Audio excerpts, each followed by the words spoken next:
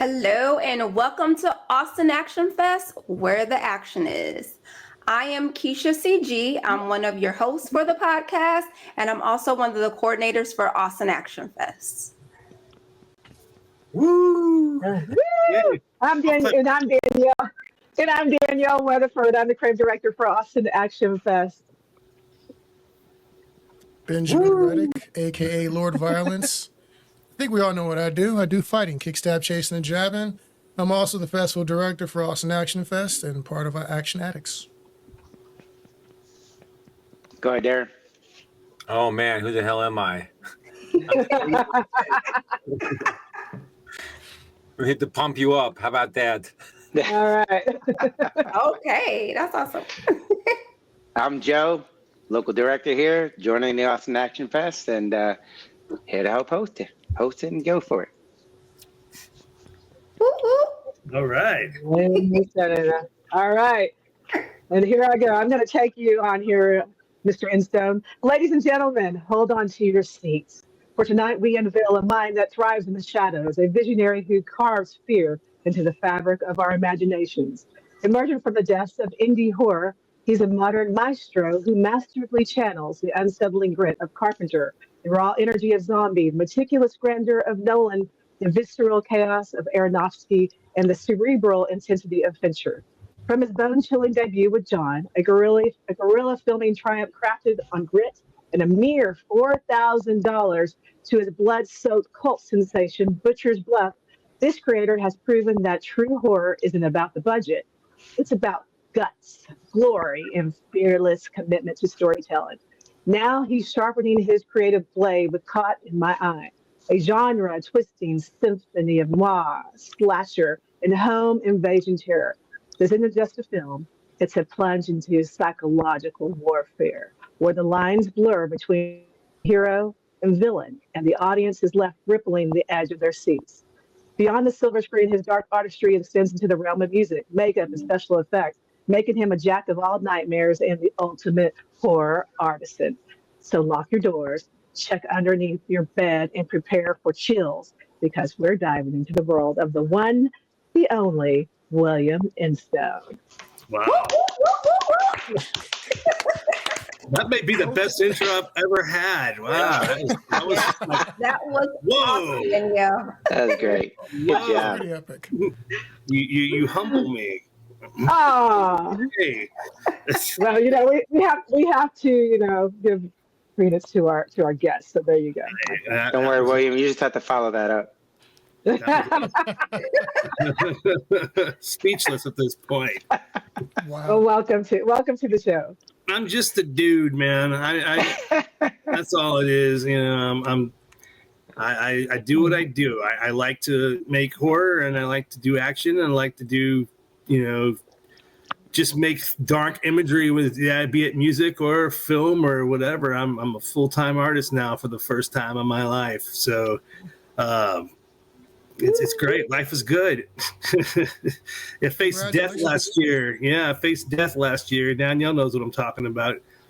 We were on the same page, but if you don't know, you don't know. I'm not going to talk anymore about that. But faced that last year, and still facing it. And but it's good. I'm all good now. I'm Good. Everything's good. I got a steel leg. I walk like the penguin now, but I'm still kicking, and plan on keep on kicking ass as much as I can. So basically, a little fire under me saying, we don't have time to sit in a job and work for somebody else to make them rich for no appreciation. So we only have today, and we got to get out there and just get stuff going. So I put everything into double drive. We finished up this proof of concept trailer. I shot the last couple of days while we were sitting in a chair. I was on a cane. But we got it done. I mean, Ben, when you were there at the pool, if you remember, I couldn't lift my leg up when I was trying to do the kick. If you can remember that, and I was having a hard time standing on that leg. Yeah, I didn't even have any idea what was going on with that leg until a few months later. I just knew I had an injury. I didn't know what it was. Yeah. And then you just find out, like, oh shit, really? Okay. Well, hey man, congratulations. Thank you. Yeah. Persevering. Yeah. I mean, most filmmakers think they have it hard. I don't. I don't think it gets much harder than what you just described. So, Yeah. bravo Thank to you. you, sir. Thank you, man. I mean, like I said, I don't talk too much about it because I don't want sympathy or anything. I'm just, like I said, I'm just a dude, and we're out here doing what we do, and can't let something like that throw the wrench in the gears and stop you from living. I have no expiration date, so I'm good. But it was definitely a scary thing. So I'll say this real quick. People forget that entertainment, we also have life that backs us, Yes. and so we're real people like everybody else. We have creativity and dreams, and it's what you do with that piece of your life that, you either lay down and shut up, and let the world take you over, or you go, what can I do with this and move forward? So, man, you're rocking it. Yeah, when I was laying in the hospital bed, I couldn't walk for 8 weeks. I mean, I couldn't even put any pressure on the leg at all. And I just swore to myself I wasn't going to die there, and I was going to get up and I was going to do more. And I had the option to go back to work, and I chose not to. So I'm broke, but hey, I'm happy. We're getting shit done, man. We really are. So you fully committed to the filmmaking lifestyle. No weekend warrior. 100%. No.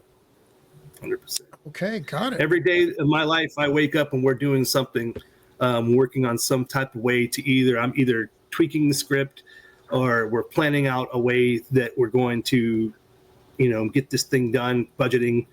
I'm dealing with distributors from my last film and then planning stuff in the future. So like I said, it's one, every single day I'm doing something that has to do with getting the art made.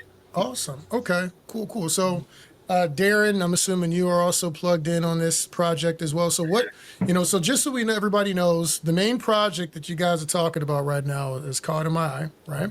And Yes. What are the roles on those? Because I know you two are working together very closely. Who's doing what exactly? I'm DOP, cinematographer, primary. Definitely am producing quite a bit on this too. Obviously not the main one. Goth William is main producer and director. We've both been working on the story for over a decade.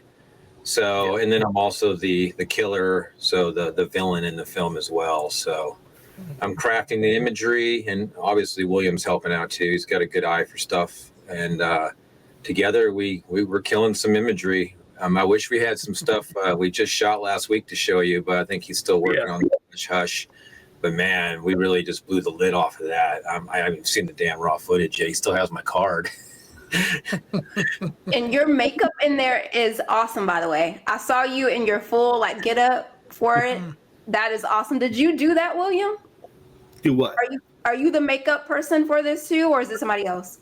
Caught in My Eye, no, that mask. That's a mask. It's not a makeup. I was like, oh my gosh, that is amazing. No, that's an actual mask. It's made by Sergio Garcia. He has it. He's in San Antonio.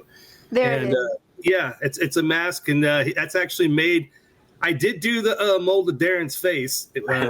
We actually molded his and did a life cast of him, and then we sent the life cast, so that's actually custom fit to his face. Oh my gosh. And it's just the two of us, really. When he's on screen, I'm doing all the camera work. When he's not on screen, he does the camera work, and we kind of just argue with each other until we figure out the light scheme. And then we shoot it, and we argue some more, and then we figure it out. And in the end, it all works out, But it's not one of those things where you're like, fuck you, It's not like that. It's just one of those, hey, let's do this. No, we don't need to. No, let's do it anyway. Okay, let's shoot that anyway. Okay, we'll shoot this and we'll shoot that. It's just how it is. And, we figure out in the editing room, because I'm very much an editor. I've done all the editing, and I shoot all my films as an editor. And coverage is the big thing for me. So I like to have even angles that you might see for 5 seconds. I need a whole take of it, because I need it for the transitions, or I need it for a cutaway. And if you're not thinking like an editor, sometimes you'll think, why the hell are we shooting this? This is stupid. But then when you see it in the cut, like, oh, okay, now I understand. So, Got it. and that's been in every film I've ever done. Butcher's Bluff was the same way. I caught a lot of shit we're overshooting. We're way overshooting. I mean, some of our DPs were getting so mad at me for overshooting. I'm like, you gotta understand, I need this shot. And even then when you see the edit, like, it's on there for like 3 seconds. And we spent an hour on it, but it needed to be there. Because that's the difference of an amateur looking film and a professional looking film. It's your shot. For God My Eye, we really are just, I mean, we are a 2-man crew. We're both, we're left lung, right lung. We're both breathing life into Caught My Eye.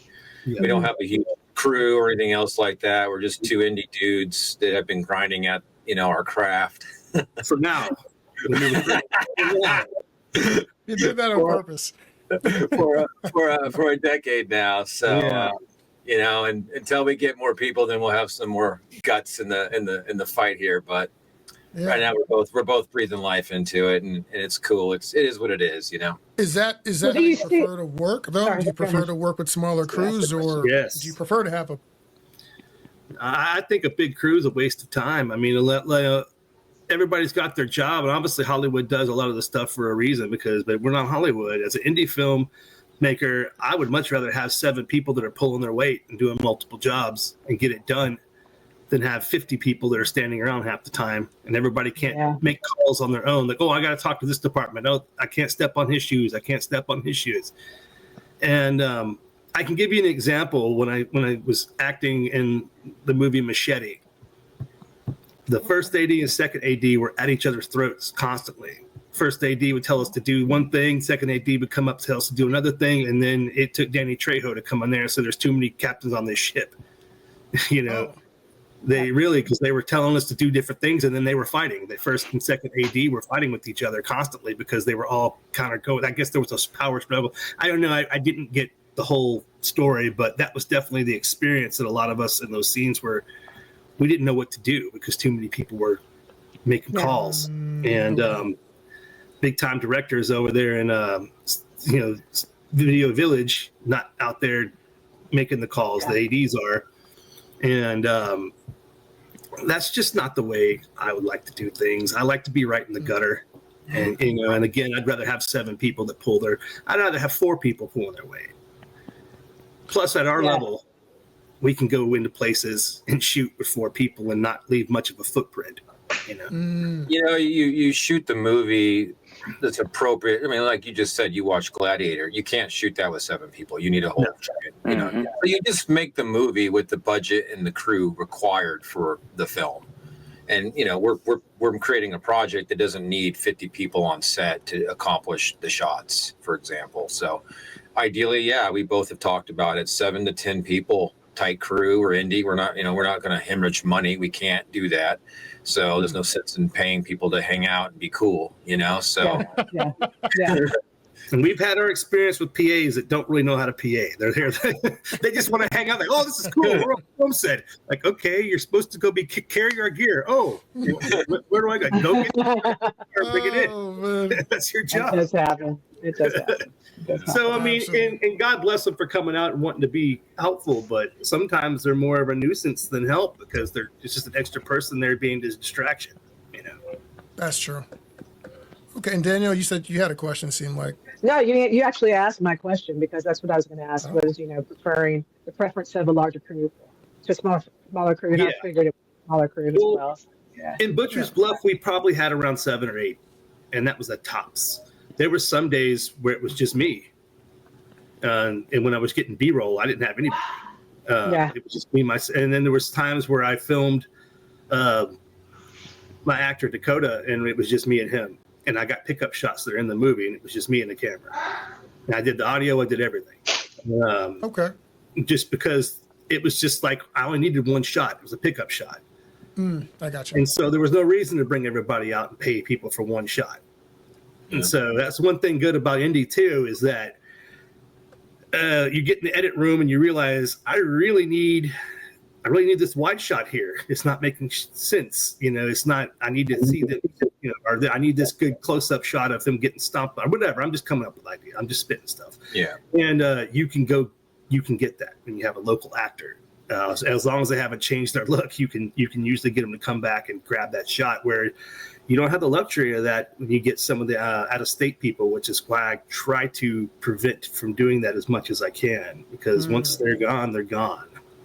To your point of keeping your crew really small, I know that helps to keep your budget really small too. How do you determine the budgets for your films whenever you go into these with Butcher's Bluff and with Caught in My Eye? How do you figure out your budgets? Well, for me, at least I can talk, since Butcher's Bluff's already done, I can talk about that one a little bit more in detail. We shot that movie with what we had. I raised the money first. I didn't know how much money we were going to make. I just, so when at the end of the day, we raised around $65,000 online. I said, okay, so I guess we have a $65,000 movie. But then about halfway through, ran out of money. Thankfully, You raised $65,000 online. Sorry, is that what you said? Yes, I did. Can you talk a little bit? I got a whole spill of how you can do that. Yeah, there's this question. Okay. We'll get there. I got you. Okay. Lightning has not struck twice. I will tell you that. We've tried it again and haven't had that quite much success, but I will tell you how I had made that happen. And if I would have had in the same situation, I could probably do it again. But we'll get back to that. I raised $65,000 through Indiegogo over 2 campaigns. Wow, that's amazing. And when we ran out of money, I had an investor that came in and saved the day, bought some of our LLC up, because at that point, that's all you have to offer. And he helped us get past the finish line. And so we ended up with about a little under $100,000 to make the movie. I didn't realize how expensive food was. Yeah, crafty, baby. Yeah. So that's another reason to keep your crew down, because you got to feed people. Porta potties. We were filming out in the woods. Yeah. I got a lot of females in my crew and my cast. I'm not going to ask them to squat around a tree, so I had to bring porta potties down. Again, I'm out on 300 acres of woods. We had to light the place, so we had to get generators. I had to buy a generator. There was just things just a lot of things that I hadn't thought of at that point in my process of filmmaking. So with this one, it caught my eye because of all those situations of coming up, paying for rooms, flying out talent. I'll just make an example, Jeremy London, because he'll be in Caught my Eye as well. I have to fly him in, put him up in a nice hotel, because I'm not going to put him in a crap hotel. I give him a per diem, and I feed him the whole time I'm there, because I want to take care of him. Hence the reason why when I said, hey, you want to be in this next film, he didn't even have to look at the script. I'm in.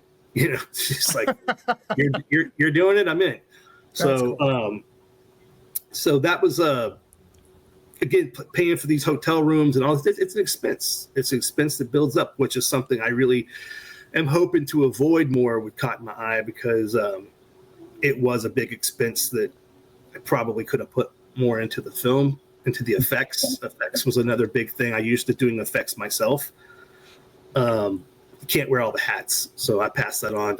I don't really do that on film sets anymore unless I have to. I did about 15% of the effects in Butcher's Bluff. I did myself because I had to. That's funny how it goes. Somebody does the first or second project. They try to do everything and get the experience. So you know what? That's enough. That's it. Yeah. Not again. I don't want to do it again. So yeah, and also up until Butcher's Bluff, I never had an AD before, and I realized I need a damn AD. That saved my ass on so many places, and it makes life so much easier to have an AD. They're really not given the respect and acknowledgement that they deserve, because those guys are, without a good one, you're really not getting your stuff done. I mean, if you can. Who was your AD on Butcher's Bluff? His name is Evan, and I will probably mess up his last name, so I'm not even going to try to say it. Evan. So, Evan. Yeah. He was a film student. He'd never AD'd before. Nice. But he did it. He learned what he could do, and he came out and he interned. And that's how I saved some money, not having to pay for a really experience. But even just having him there, and one of my co-producers, David Newman, was our second AD. And between the two of them, they took care of us. David wore a lot of hats. He was also a BCam operator. He did a lot of our post-production stuff for us as well. So he's a rock star. Awesome. He'll be coming on with Caught My Eye as well to help us out a lot, because he's like a major help, especially in post-production.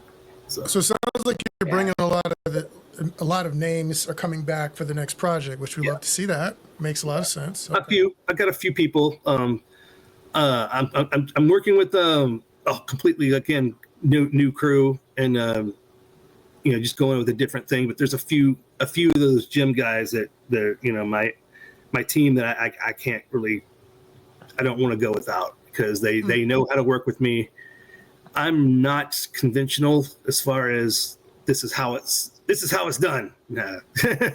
We call it punk rock filmmaking, man, because it's not your conventional way of filming. But the proof is in the pudding. I'll go ahead and say it's not a secret. We shot a video for Warner Brothers. It's going to be released by Warner Brothers. It features Wayne Static from Static X. The band's called Mephisto Odyssey. Wayne died in 2014. And this video was shot by Len Wiseman, who directed Underworld. Okay. Before Underworld, in 2000, he shot this video. The song was featured on the Batman Beyond Return of the Joker soundtrack, the animated movie. So this is a 25th anniversary. So the songwriter has for one, I re-edited his original video. He remastered it, and I took out all the Batman footage for copyright reasons. And Warner Brothers releasing that this year with my cut. But then the songwriter remixed and remastered and rewrote the song. So now there's a different version. Nice. So we used a lot of the footage shot by Lynn, and then we recently shot inserts of a female Joker, which is inspired a lot by the Martha Wayne storyline, where she was the Joker. But then we have like Joaquin Phoenix and Heath Ledger both are inspired in it as well. And there's a little Harley Quinn in there. She actually becomes kind of a Harley Quinn-ish type of character throughout the video. And that was just done with the two of us and a camera. So when you see the quality of what we pulled off with two people, a couple of battery-powered lights, a DSLR camera, and a cool location with one actress, it's pretty impressive. When can we see that? That will be, that's all on Warner actually right now. Okay. So again, we're talking the big boys now. And we did it for free because I'm not going to lie, I did it for hoping that they'll check us out. I mean, it was, sometimes you got to put karma out there in the world, and you give a little to get a little. And it wasn't necessarily free. The musician re-edited, well, not edited, but remixed, and I guess you could say edit, and EQ'd and did all the audio for Butcher's Bluff. He redid all that, fixed it for me. And he did all the audio for the Caught My Eye trailer, and we'll be doing the score and the audio for Caught My Eye feature as well. Okay. So it's kind of like skill for skill. We traded. Trade, yeah. Yeah. I love it. Okay, that's awesome. Congratulations. There are stills. You can check out the stills that I posted of the Joker girl on my page if you want to see some of the lighting schemes. And I think we did pretty close at creating that Todd Phillips Joker look. Yeah. Okay. Totally. We'll definitely zoom in on that. Okay. We'll have to post some of those on the AAF website. Not the website, the Facebook page. I mean. Sure. Yeah. Yeah, it's no secret that we're doing it. It's just we don't have a release date yet, and it's not something we're like widely saying, "Hey, look at this." I was not told I couldn't talk about it. I never signed an NDA, so it's good publicity. I mean, they should want us talking about it. I don't see any reason. Yeah. So I did have a question when you were talking about shooting with a small crew. So AD, obviously, you're saying is indispensable. What other positions do you think, if you're a one-man army and you need to fill out your team, who are the top, besides the AD, top 3 or 4 other positions you think you just you need? You need a Cordell. A hell of a good PA.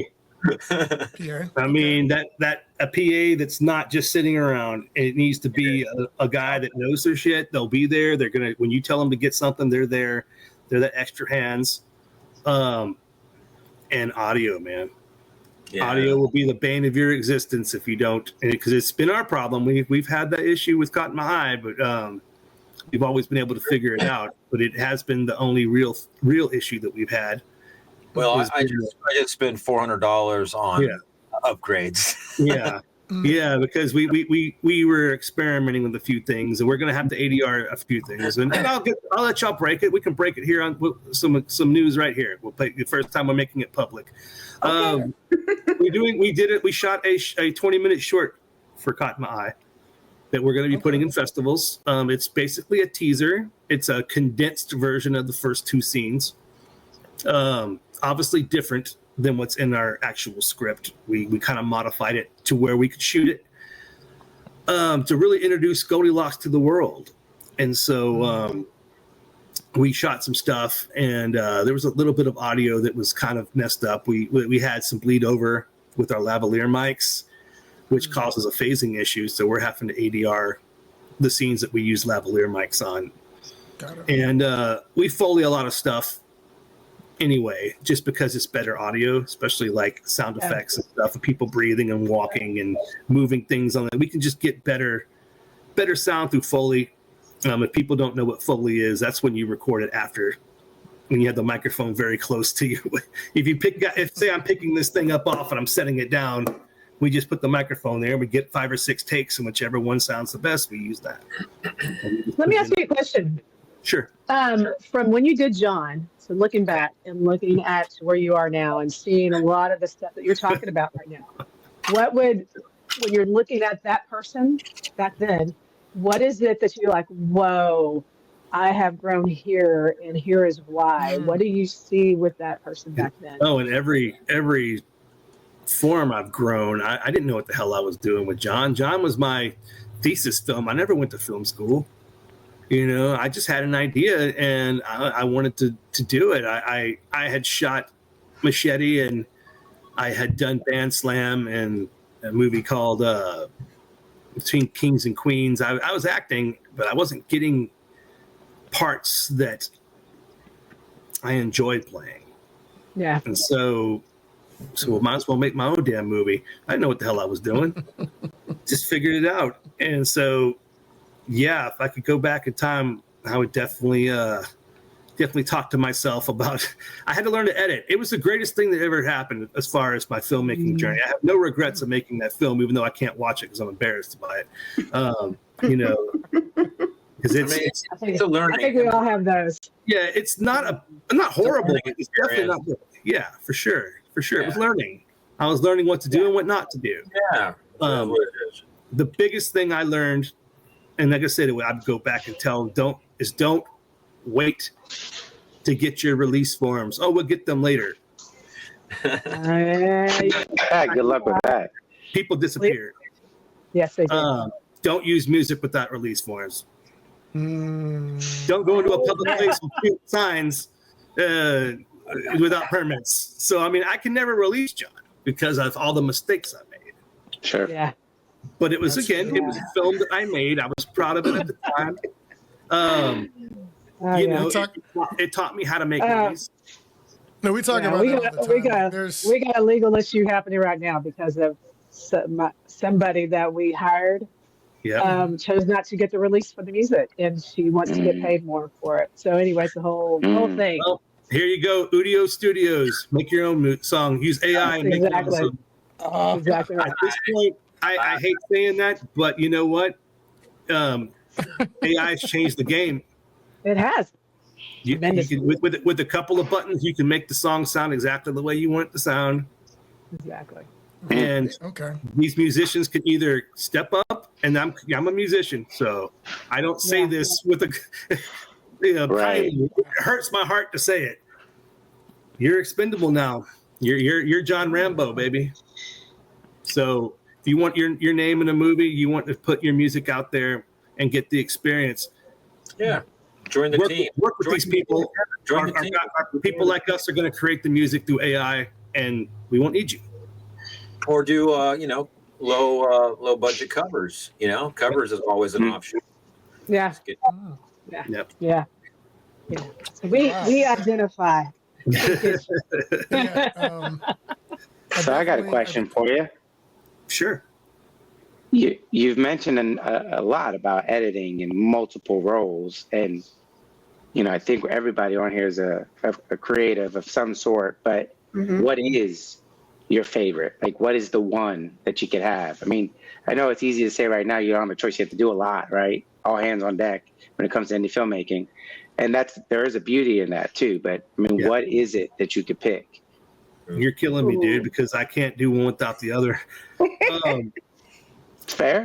I really like editing, but if I didn't shoot it myself or be there on set with the person shooting it and telling the camera what to do and getting the shots, I don't know if I'd be able to edit it the way that I edit. I edit really fast because I know the shots I was there. I said, okay, let's get this shot. Let's get that shot. Okay, we're going to shoot here. Then and I see the scene unfold on set. And I already know what the edit is. So I'm able to knock the scene out. I mean, honestly, I told you, we shot a 20-minute short. I edited that in a day. My first cut was done in a day, about 14 hours, because I already knew the shots. It's impressive. And it's fun, but I know there's a lot of just super talented editors out there that eat my lunch as far as being editors. So if I got to pick one, it's going to be being there on the set and experiencing the creation. Expanding on that, what if you had to just pick your top two?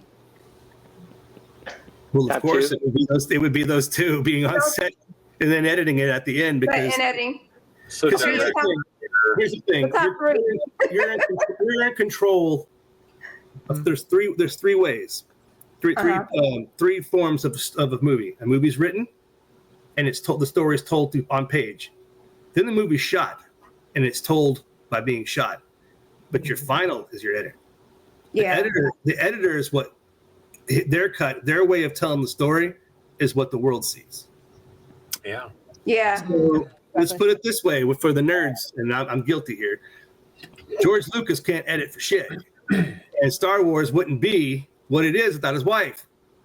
He recut his movie. He told a story. He told a story through his script and through shooting it, but it didn't work. Yeah. She chopped that thing down and made it work. And what we all saw and loved was George Lucas's wife's cut. Well, there is 3 stories in one. the written Yeah. one, the shot one, and then the edited one. So Yeah. I gotta agree with you on that. So if I could pick those two, I'm in charge of 2 different aspects of the story. They're all Don't pillars. They're Yeah, all everything's pillars. part of it. It's all, but if I could only pick 2, that would be it. Well, for the record, Yeah. and in case anybody's confused, one of the short clips we will be exporting from this will be William Instone insulting George Lucas and saying he's garbage. So, Darren, Oh, Hey, I just said he couldn't edit. that is so not what you said. No, it's not, Ben. That is totally Not as good as his wife. misinterpreting, Not Ben. as good as his wife again. listen, But I And did. he been getting kudos. Ex-wife. Sorry. I'm sure he don't like to hear that now because they're not married anymore. but Darren, for you, same question, man. You do a couple of different things. What Yeah. if you could pick your top 2? What are the top 2?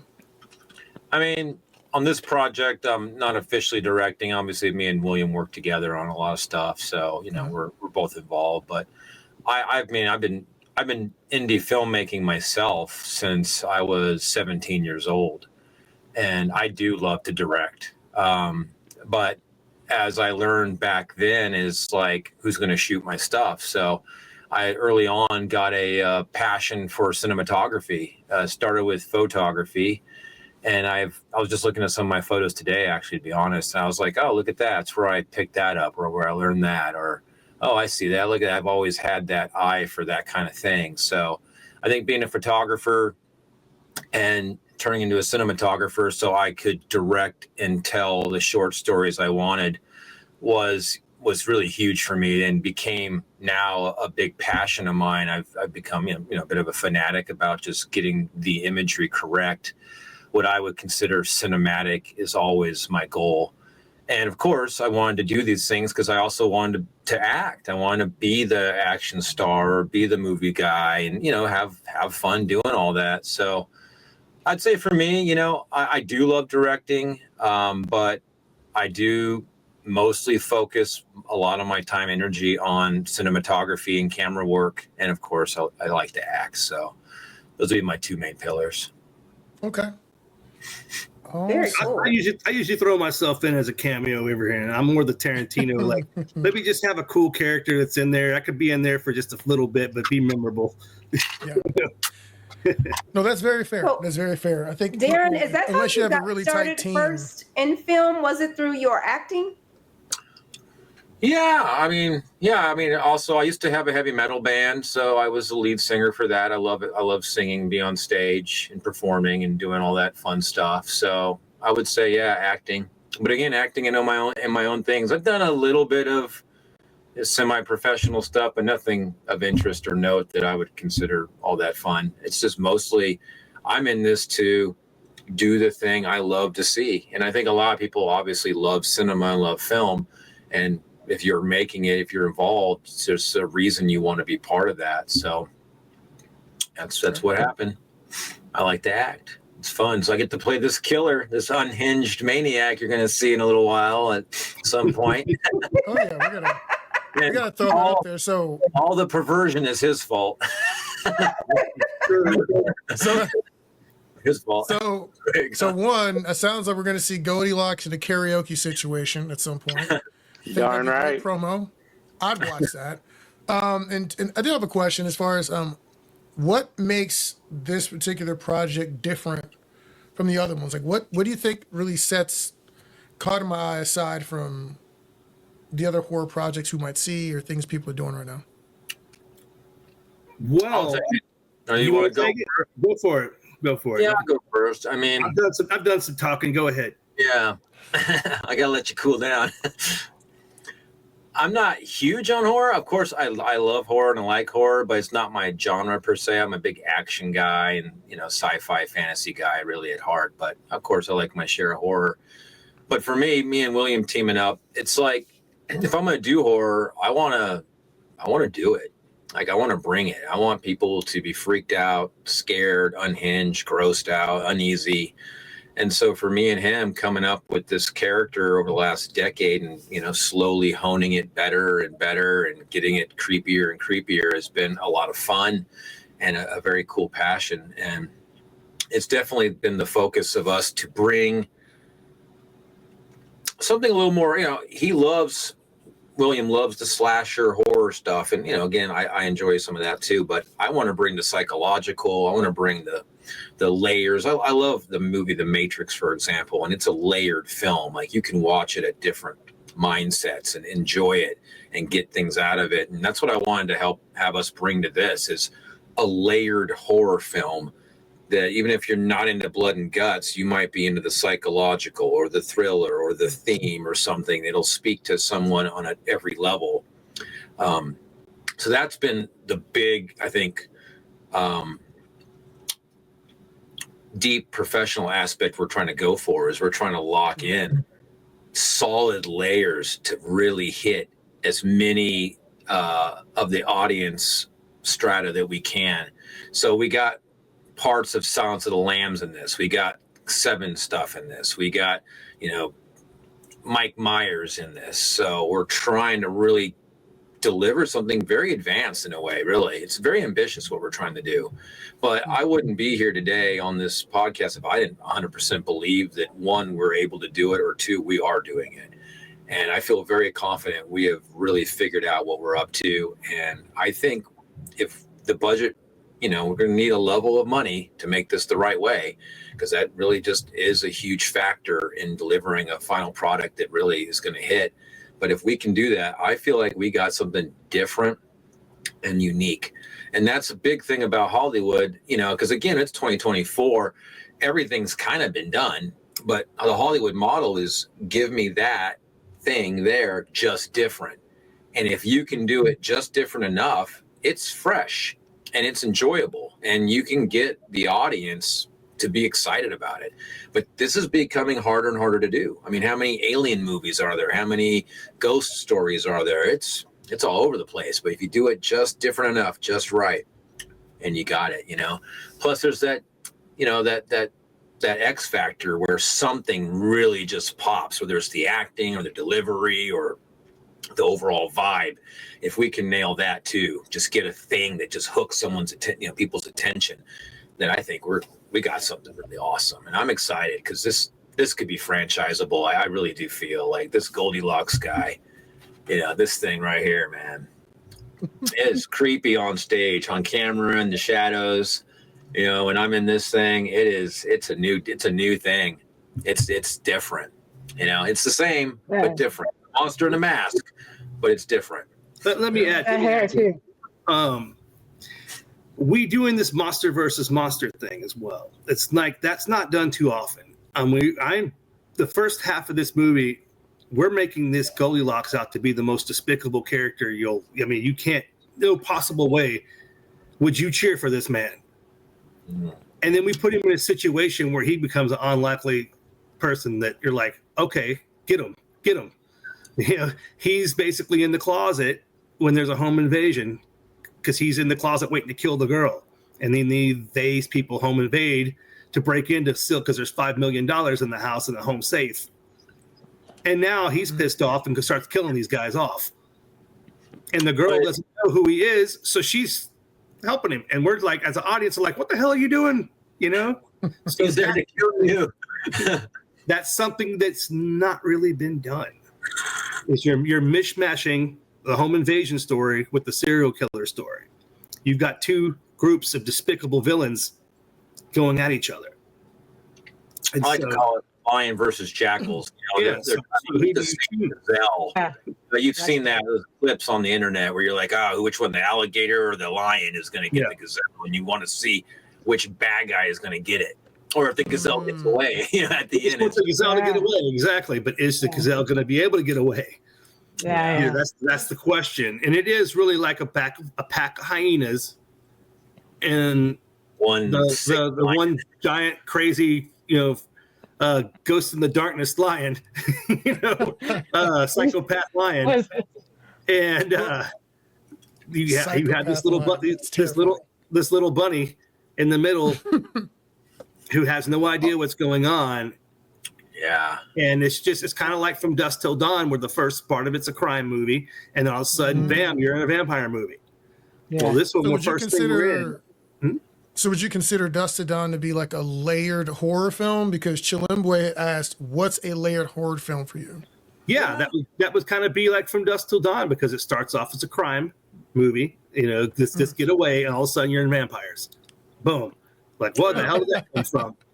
I think that's part of the magic that me and William, finally hit on about 2 years ago. We were sitting out in my driveway after we went to a Danzig show or something, and we were talking about Caught in My Eye, and we were pitching it back and forth. And we were driving, coming home from it. Yeah, we kept saying I was like, let's revitalize Caught in My Eye, let's do that. And we're like, well, it's got to be different. It was just too straightforward. And I got a great book called, this is a cheat code, man. If you really want to understand cinema and movies, buy the book, Save the Cat. I love that book. I love it. Yeah. The best book on script writing you're ever going to read. A lot of Hollywood people swear by it, and there's a good reason. And I've been rereading that book, and I have an Audible to listen to it in the background all the time. And it talks about these 12 genres or these tropes, and a big thing we were talking about. I was like, we gotta add, at least because you can do too. You can do like a buddy film and have it be an action film or whatever the other tropes are. And we were having this book, and I was like, well. What if we did Monster in the House? What if we changed it up? And he had a good idea he was thinking about. Before we knew it, we had this we're sitting there going, this is gonna work. This is good. This is serial killer becomes Monster in the House scenario, and now we got ourselves a movie. And I think a lot of good movies are going to do that. You're going to find them with a double thing happening instead of just buddy film, for example. Gotcha. That's kind of what the Fear of the Walking Dead and The Walking Dead kind of do those as series, because you have your good guys, and then all of a sudden they go into a community, and now people change to who you think is. That's the Negan effect, which That's the to me yeah, he was never a villain. He was my favorite character in there. So yeah. Negan was your favorite? Is that what you just said? That Negan was your favorite? Negan was my favorite. I mean, I had no problem with him bashing in the dude's head. They killed his people. He had it coming. Yeah. He murdered. He's a lot of fan favorite. He murdered his man in his He did. sleep. He had his rules. He had his rules, and they broke their rules, and so that's what. And so. But you know what made Negan is Jeffrey Dean Morgan has that Elvis factor. And I think if it wasn't him, no one would have cared. And that's, again, part of the cinema thing that we are doing as filmmaking, people that we are. We're trying to get that little magic spark in that film, whether it's Star Wars or Indiana Jones or Commando or whatever movie it is, Mike Myers. There's something that just has to spark. And I think with Negan, it was Jeffrey Dean Morgan, that character. That was a perfect moment in Miracle. And that's what we're all trying to do. We're trying to, lightning in a bottle. We're trying to capture it somewhere in our film to make that film something just like people latch onto. Like, I like Negan. I mean, I love Jeffrey Dean Morgan. He's fantastic. He was the original Negan, but then they talked Negan's right here. So no. And, My goodness. Lord Violence likes Negan. Especially after I saw Chappelle do his version, I was hooked. That was hilarious. Oh man, that's funny. Hey, Darren, is there a genre that you would not shoot? Oh, I'm sorry, I didn't mean to cut you off. Is there a genre that you would not shoot? I would not shoot. Yeah. Are you all things film? All things creative? Or is... To be honest, I love flexing my cinema muscles now. I really do. I'm eager to film anything at this point for anybody. I finally have dialed in a level of understanding that's taken me a while to be what I would consider myself at least semi-professional. Right. So I'm excited to shoot whatever. And I want to just make anything I shoot, I want it to have that film cinema vibe when you watch it. I don't want to make content. I don't want to make YouTube. I want to make cinema. It seems to be dying because I think as the generations are getting younger and, as you get older, you step out of this business and this dream. And the younger people, there's a lot lost in translation now. They're not watching the stuff we all grew up watching. They don't understand. So they're only, we're trying to craft the stuff we saw, 10, 20 years before us. And now the people below us are trying to craft the stuff below us. And it's just like the game of telephone. It's the skills, the expertise is getting lost. And now they're just regurgitating down here. And I don't like it. I mean, it's a shame. It really is, because in another 20 years, I don't even know what the mainstream stuff's going to look like. On that note, it's funny you mentioned that. We were talking about doing like a treasure hunter adventure thing. And I was talking to Paul about this, a friend of mine, Paul Stunt Guy. And he said he teaches stunt classes or fight choreography classes at an acting studio, I think Carol Hickey. And he said, my students have never seen Indiana Jones. And I was like, what? Yeah. And I was like, so what's their frame of reference for a Tomb Raider type movie? Like, what do they, is all they have Uncharted? Is that it? Yeah. Because what else? Mummy? Well, maybe the Mummy, but that's... Maybe not. That's 20 years old. Yeah, that's true. Yeah, that's not good references. Yeah, that's not good. That's too old. We're old, guys. No, hang it up. I mean, their Indiana Jones reference would be Shia LaBeouf, which is pretty sad. Yeah. Yeah. Well, y'all are messed touching up. on That what he man's was trying. saying. I like Shia. I'm just saying he's not Indiana Jones. That's why the torch wasn't passed, Fair. and Harrison Ford came back. That's River Phoenix was that person. Yeah. That he didn't get to do. Well, like he was saying, I think a lot of the problems now is the oversaturation as well. The invention of the DSLR camera was a great thing, but it was also the worst thing that could have happened to cinema, in my opinion. Double-edged sword. Because it's just because now there's so much of it, and that goes into the distribution market. We just distributed Butcher's Bluff, and it should be coming out. They haven't told me the exact release date yet, but I just did some press stuff for it, so it'll be coming pretty quick. But the process of getting that thing distributed, it was really a lot. There's so much out there that a lot of these companies now won't even watch your movie. I had a sales agent, which helped us tremendously get the film at least on the desks of a lot of these companies. But some of the bigger companies, and Lionsgate, Blumhouse, all them stuff, they don't even look at it. Even with the sales agent putting it in there, they didn't even look at it. They just said pass. Based on what though? I guess our trailer. I guess either the poster or our stills. I don't know. Just being a slasher, they didn't want to do it. They are low budget, I guess. And then it goes back to also there's this look now that modern movies have. Now I'm going to go ahead. I'm not going to give my full thoughts on this film I watched last night. Called Mousetrap. Okay. Mousetrap. Oh, it's based off of Steamboat Willie, the Mickey Mouse. Oh. It became public domain, and they got $800,000 to make a film that is trash. I'll just say that, just because of the fact that it was obviously not thought through. They jumped on it because they wanted to be the first one to get it out, and you can tell. there's a lot of that now. I saw the trailers for that when I was watching Terrifier. Yeah. It looks ridiculous. So it really had no plot. There was no rhyme or reason behind it. It explains nothing. It ends on is that really the ending? But then you look at how it's shot. It's not shot bad. It's just the look, the way they're lighting. Modern films light, how they light, and how the sharpness. They have this really. It's like their shutter speed is too high, and they're probably shooting 60 frames a second to get this whole, which you don't need in a horror movie. No. So it's the younger filmmaker not referencing the days behind. Now I'm okay, boomer. Okay, I'm a Gen Xer, all right? Don't call me a boomer. I'm not that old, okay? I don't see the comments anywhere. Are there comments?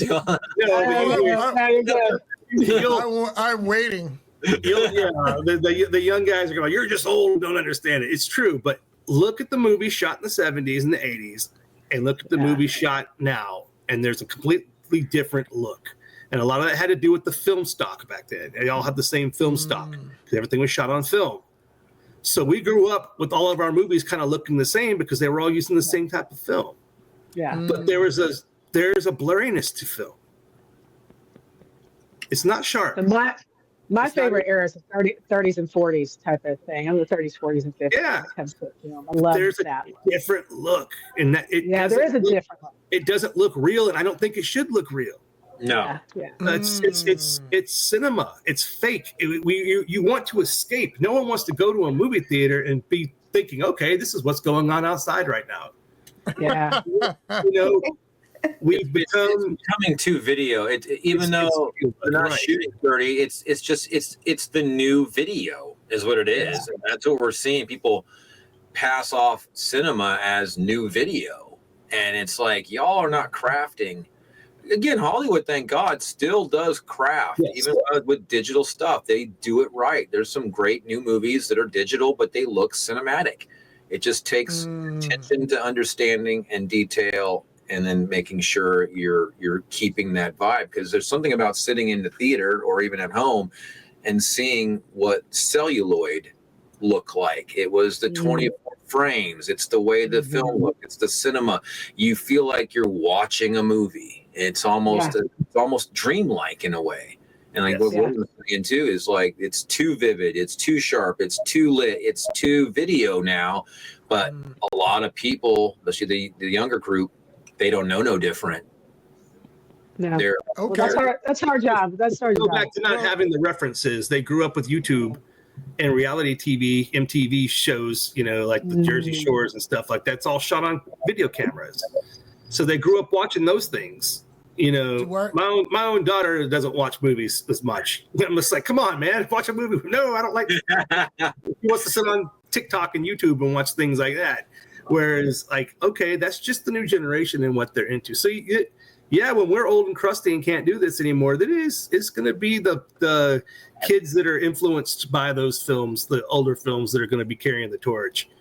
And there's a lot of talented filmmakers out there. These kids, they're way smarter than we are in a lot of ways with technology. And so I know that they're out there, and that they're going to be those ones that look into the retro. That's one thing I've noticed. The mullet is coming back. The jean jacket is coming back. It is. Heavy metal is cutting back on the charts. I mean, kids are picking the guitar up again. So it's just like we had that phase where that wasn't cool with what dad stuff was doing. But now you've got these new kids that are like, 14, 15 years old, looking into the 80s now. They're like, oh, that was a cool era. Yeah. So hopefully it's going to be that generation that carries the torch and brings it all back around. An actual guitar solo again. Yes. A quick comment. We got Eric Kelly on Instagram. He says short attention spans. Absolutely. Everybody's on TikTok. Everybody's on their everything's instant gratification. I have a 10-year-old son. The first question, if I ask him to go to the movies, is it the trailer? It's what's the running time? Really? Wow. Yeah. I'm busy, Father. I don't want to spend 2 hours in a movie theater. And by the way, I am super proud. I am super proud that I've convinced him to sit down, him and his 7-year-old brother, and watch Back to the Future with me, all three of them. Like, they will sit there and watch that with me. But boy, it's got to be something like that, or their attention is done and they're bored. Yeah. Well, then I would love us to play the trailer for them. Yeah, I queued it up. It is ready to go. Let me give it a little explanation of what this is so you can know what you're watching. It's a proof of concept trailer, kids. We didn't shoot this movie. So when you see this, you're like, oh, okay, the movie. No. What we shot was what you see. I mean, there's might be a little bit of extra part here or there of it, but we're pretty much just shot the scenes that are in here because we want to show you what we can do and what our idea is. But this is in no way the final footage of what we're going to be shooting. So this will give you an idea of what we're doing. We can talk after you play it. Yeah, and it's 4 minutes, 56 seconds. Hey, So if you like it, you can check it out on YouTube and show us some love. Here we go.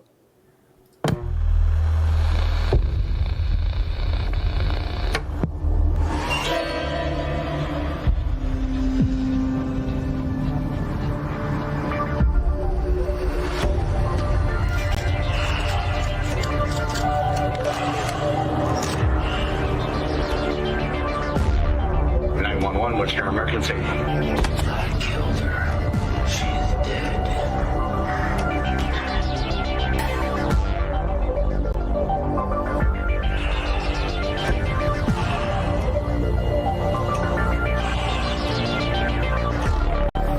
We got a body back there. Blonde, young, female. Fucking shame, man. Goddamn Goldilocks. Here she is. She's number 7. Now she's dead, but not in heaven. It's not about sex to him. It's about something else. Something more powerful to him.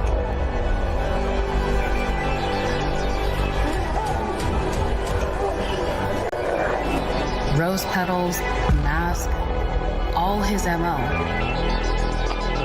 This shit will haunt you. You don't want this guy living in your head. This is his obsession. He'll never stop.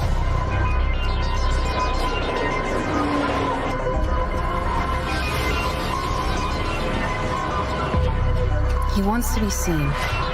He wants to feel important, like he's desired by women. The odds are he's already picked out his next victim. Goldilocks. Who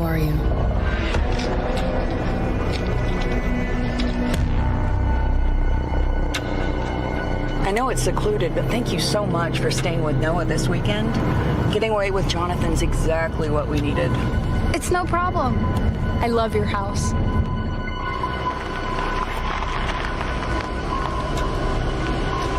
Listen, you behave, okay? Okay. Don't burn down my house, boy. Don't worry about it. We'll be fine. You two go have fun. Bye. Bye. Hey guys, it's me again. I'm currently babysitting at this big house in the middle of Nowheresville. Someone entertain me. Did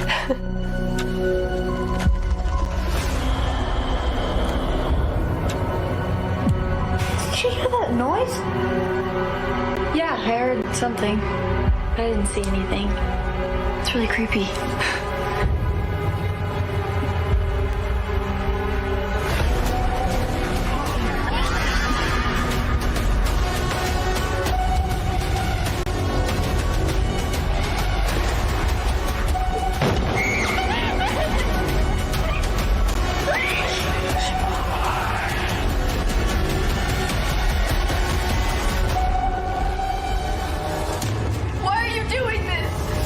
Because we can.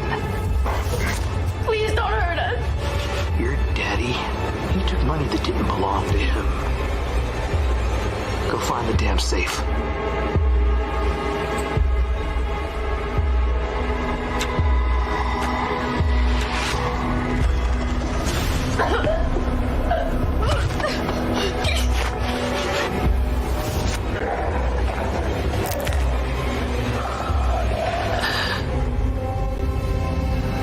Is there anybody else in this house?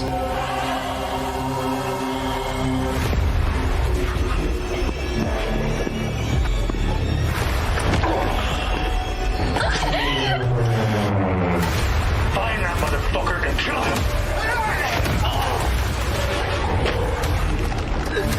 Why did you help me? I like your hair.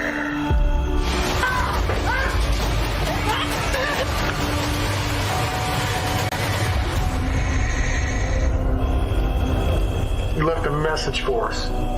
What message? It says we're fucked.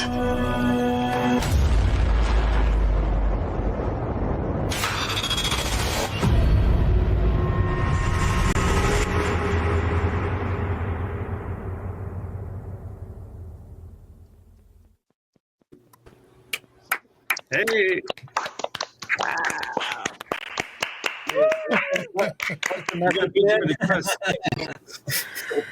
Well done, well done. So tell us some more about that experience and what we just watched there. That took us over a year to make, man. To complete everything from start to finish, yeah.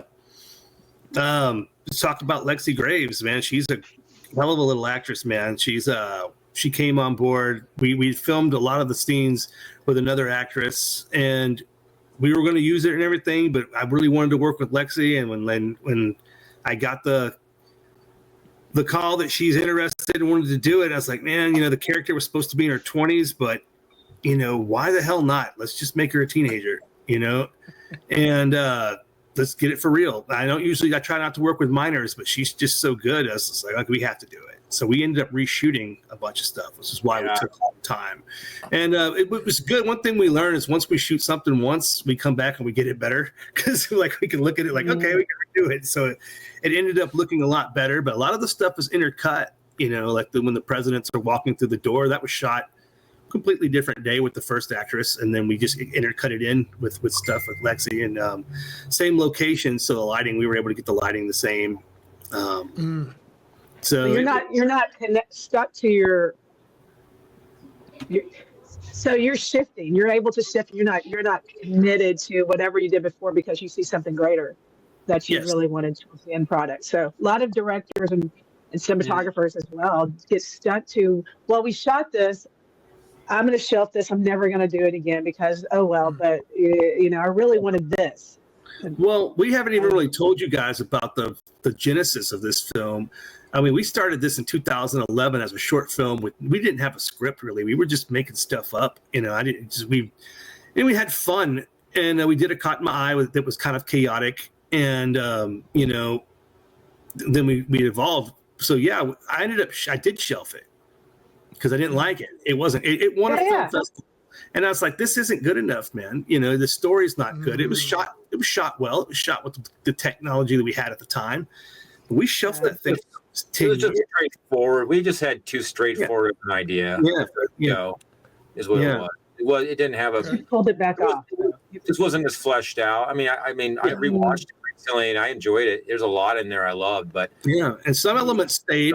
We kept a lot of the elements from that original, but now it's more of a complex story. Like you said, there's layers to it now. It's more flushed out. Now I matured as a writer, and so I was able to sit around and come up with more interesting ideas at the time. Cool. Eric Kelly says that sledge was close. Awesome camera work, sound on point. Love it. So as you can see, you're getting a lot of love from the crowd out here, which is cool. Thank you. To recap what William has said, we took a year to do it because me and him talked, and I said, look, if we do this, I said, this is what I told William. I said, look, man, I'll shoot it. We'll shoot it. I said, but we have to come up with a trailer that just feels like a real movie that's already been made. I don't want to do anything less unless we have a pitch trailer that tricks people to thinking this movie's already been made. Because again, I know the bar is so high with the saturation out there. I was like, if we're going to ask for money from random people and anyone with some deep pockets, they need to be impressed. You're not selling them a garbage car. You're trying to sell them, a Corvette or something nicer. You better deliver that. You can't just bring out a jalopy. So it took us a year, and I was, we had our setbacks. We had things happen, and Lexi showed up, and we talked about that. And I was like, I said, she's got the Elvis factor, that one. It's cool we got the super monster, but we need the super prey. And the yin and the yang has to be just as powerful. So she brings it, man. I don't just say this. I do believe this girl's going to be something. She's going to take off. Big potential. Right. So for sure. And like you said with the concept trailers, I did that with Butcher's Bluff. We talked about, I'll go back to what you were talking about, how I raised that money. We shot the Butcher's Bluff trailer in 4 days, and I used that as a publicity. People thought it was real. And we did too. And I said, William, come up with the best trailer. And he went home and he worked hard. And he came back and said, look, man, we need these shots. I looked at this and we talked about it. I said, yeah. I said, that sounds great. That sounds like a trailer I would watch. And that's what we set out to do, was shoot a trailer that I would watch, he would watch, you would watch. And that's why we have this. And that's why we are getting money. We have gotten money. There's more money coming. And it's because we're showing that we have an expertise and we're professional. And I think that's what is required now to make the sale of getting money from people in their pockets. You can't it's not 20 years ago where everyone's just having fun. Oh, yeah, make something, make this, make that. Oh, I'll support that. The internet's filled with, stuff now, people getting that money and people running out of that kind of fun idea. So we had to bring it. And William did a great job. He came back and said, this is what we need. And I said, all right, let's do it no matter how long it takes. And it took us a year. It took that long because I had my setback. It wouldn't have taken that long. But I mean, I was out for 5 months. So. Okay. But look, we stuck to it no matter what the setback. We didn't let the idea die. We didn't let a horrible thing, almost tragedy, set us back. We stayed on course. We stayed on point. And that's a big thing too. I raced four-wheelers a few years back, and me and my buddy, we just said, we're going to commit to this 8 races. It took 6 months. It's like, we're not missing one. If we're going to race, we're committing. And I was like, if I die, you're putting me on my quad and pushing me around, and that's basically what me and William have done. It's like, look, if we do this, we're doing this. We're not going to screw it up. We're not going to half-ass it. We're going to do our best every time. And we need to make a trailer that says this movie needs to exist or it has already existed. And that's what we've done. Yeah. Cool. So that's actually part of one of the questions I have, as far as some of the talent you have, and you've mentioned how some of them got on this one because you used them in Butcher's Bluff and you had pre-existing relationships. But some of the people that you have are, I mean, they're known in the space. Right. How did you acquire them? Was it going straight through their agents? Was it direct contact? Was it just a money factor? Did you show them a trailer? Like what did you do to get these people to come on board of Caught My Eye that you didn't already have a relationship with? None. Everybody's been I've worked with them all. Okay. Except for like trying to think of who we have on there that I haven't really worked with. Let me revise that then. Go ahead. How did you get them originally to even work with you when you first met them? Because you have David Brewer, Jeremy London, Paul Taylor.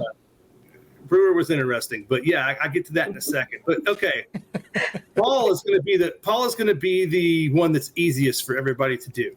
I met Paul at a convention. I'm Texas Frightmare, and walked up to him, said, "Hey, you're the new Pinhead. Cool. You live in Texas. Cool. You want to do an independent film?" He's like, "Maybe. Is it? What? I need to read the script." I'm like, "Sure." I pitched it to him right there. He goes, He goes, "Tell me a little bit about it." Told him what Butcher's Bluff was. So, and he goes, "I've never played a cop before." He goes, "I definitely never played a Texas cop, a sheriff." He goes, "That sounds fun. Send me the script." Sent him the script. Oh, okay. 2 days later, he was in. So just to highlight, so you were in the space where the types of people you needed were a convention, whatever. You had a pitch. Yep. It must have been pretty tight, and then you had a script that was readable and pretty good. Yes. And that's how you secured a okay. Yeah. I had the picture of the Hogman, and that sold itself. If anybody saw the Hogman at Butcher's Bluff, I didn't need much of a pitch. Anyone who saw that costume was like, "Oh my God, that's terrifying." And I was like, "If your script's halfway good, I'm in." And when you said, all I would have to do is basically say, "Hey, I'm going to have over 30 kills in this. It's going to be practical effects, and it's going to be 80s style," and everybody was into it. I had Jeremy London before he even read the script because he just loved the idea.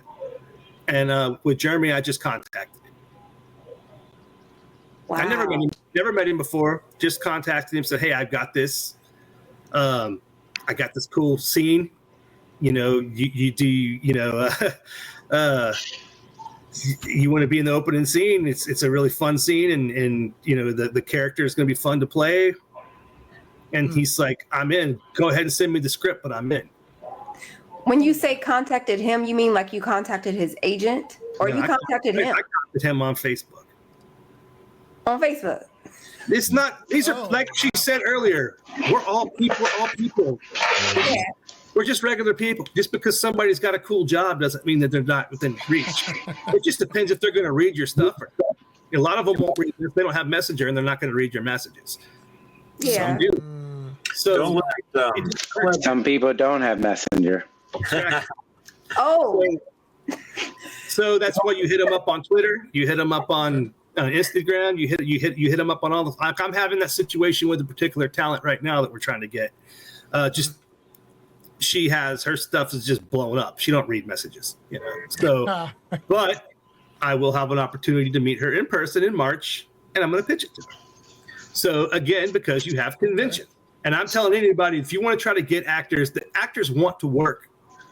Especially ones from the 80s and 90s, they're getting up there now. They had their limelight, their time, and the younger crowds now getting all the gigs. They're going indie now, and you can get them to come be in your films, and they're not going to kill your wallet because they love acting, and especially if you've got a good story, And also, you said these are people who need to do more modern work because the up and coming directors, actors, whatever, they don't know them. Yep. Like we said earlier, these kids don't know who they are.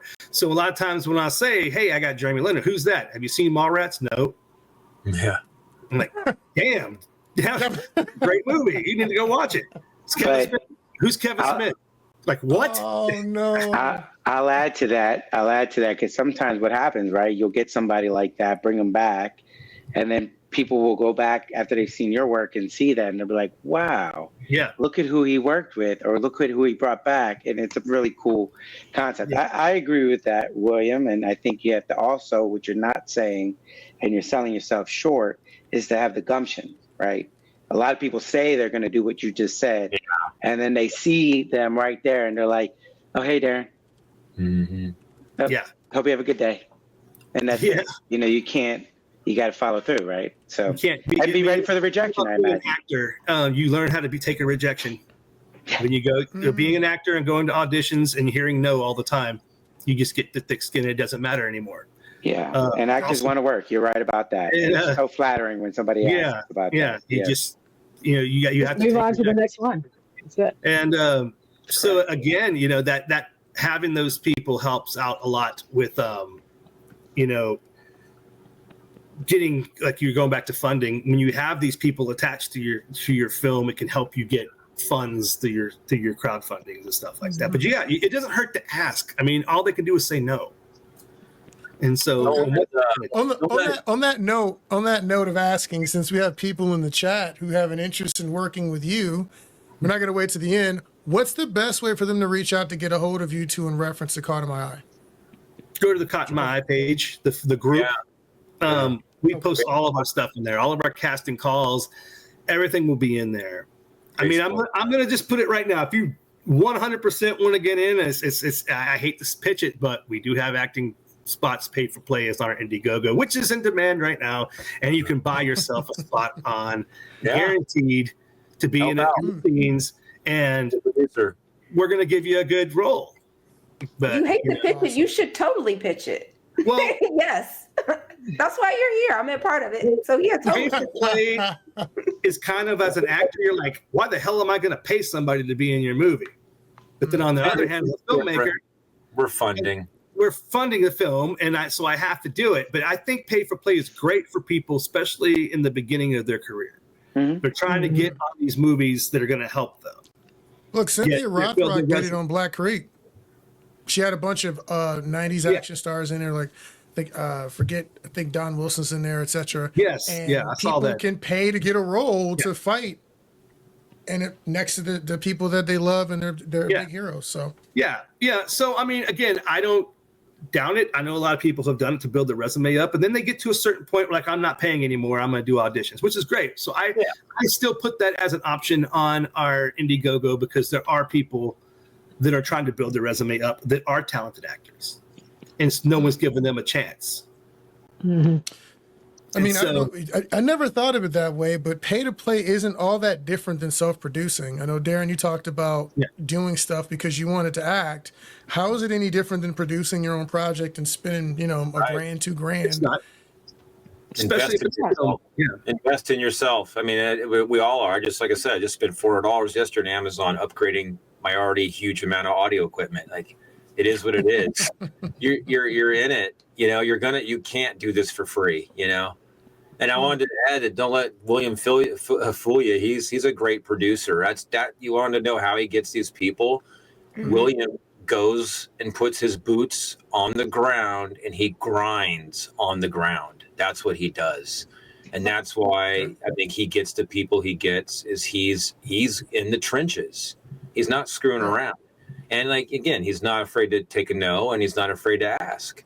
And again, partly he's on the ground, he's in the trenches. And I think what a big thing that the horror community has that a drama community doesn't, or an action community, is there is a huge horror fan base that has horror comics. It is a giant club of people who like a certain genre. You don't have crime genre conventions, at least none I know of, So horror has that.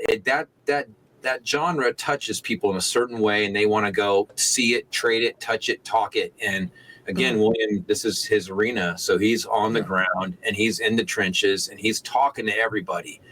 Shameless self-promotion, shameless chatting it up. And that's how we're doing it. So I would say, if you want to get people, follow William's lead and be in the trenches, be in the fight. No armchair producing. Well, it's great that you guys have each other. By the way, that's so good that you have a team that supports each other like that. You guys should really Thank you. I mean, that's what you need. You can't do it by yourself. It's really not. It's not possible. I can add to that. Our latest success at a con was we got the bathroom cheerleader from Scream, Leonora Scelfo. I hope I'm saying her last name right. We got her a cult classic in Bastrop. She was here. She's blonde. Oh. She fit the role of a character we were trying to get, and we were there this last year. And I was looking at her at the VIP party all day. And I said, "Hey, Were you being weird?" I was like, I told Darren, I was like, what do you think about her? Well, yeah, I was just like thinking of we were like, okay, we need this character filled, and she looked kind of like what I was thinking the character would look like. So I said, Darren, what do you think about that girl? And he's like, who's that? It's like, I told him, he goes, well, yeah, I'll talk to her tomorrow. So I didn't want to go up because, again, this was a VIP party. I'm not going to go pitch at a VIP party. So I said, okay, tomorrow while she's at her table, I'm not going to be this guy that grows up, hey, my name's this and this, let's work together. So I do it while they're at the table, and we had our tables were very close together. I do get tables at these conventions too. That actually helps instead of just being a guy walking around and being a fan. You're respected a little bit more if you have a table and they look at you more as a peer. So I was able to point, hey, I'm right over there. I'm promoting my movie. Oh, what's your movie? Then I show them, which is Bluff. Good move. And then I show them, this is my next film. I'd like you to be in it. So then she was all like, oh, this sounds so cool. And then the next thing I know, she's like, I live in Texas. Okay. Oh, then I live 20 minutes from you. Okay. Let's meet at Starbucks. We had an hour meeting at Starbucks. She was cast. She took the role. Wow. Bravo. That's very good. So Starbucks. we just went to Starbucks, had a coffee, talked about what the project was, what I was wanting to do. I gave her a little more details of what the script was before she even read it. She saw the proof of concept trailer, thought it was great. But there was a little bit more details that aren't in that script. And that proof of concept only scrapes the surface of what's really going on in that film. So I was able to give her some more of the nasties in there, and she thought it was awesome, and she came on board. And so it was great having her. And then that's, Scream is one of the biggest horror movies of all time. And even though she had a very small part in it, she was actually supposed to play Sidney Prescott. And and was basically the runner-up for Sidney. And Wes wrote her that part because she did so well. They liked her so much that they're like, look, we're going to go ahead and just get you this small part in the bathroom, but we get you in the film.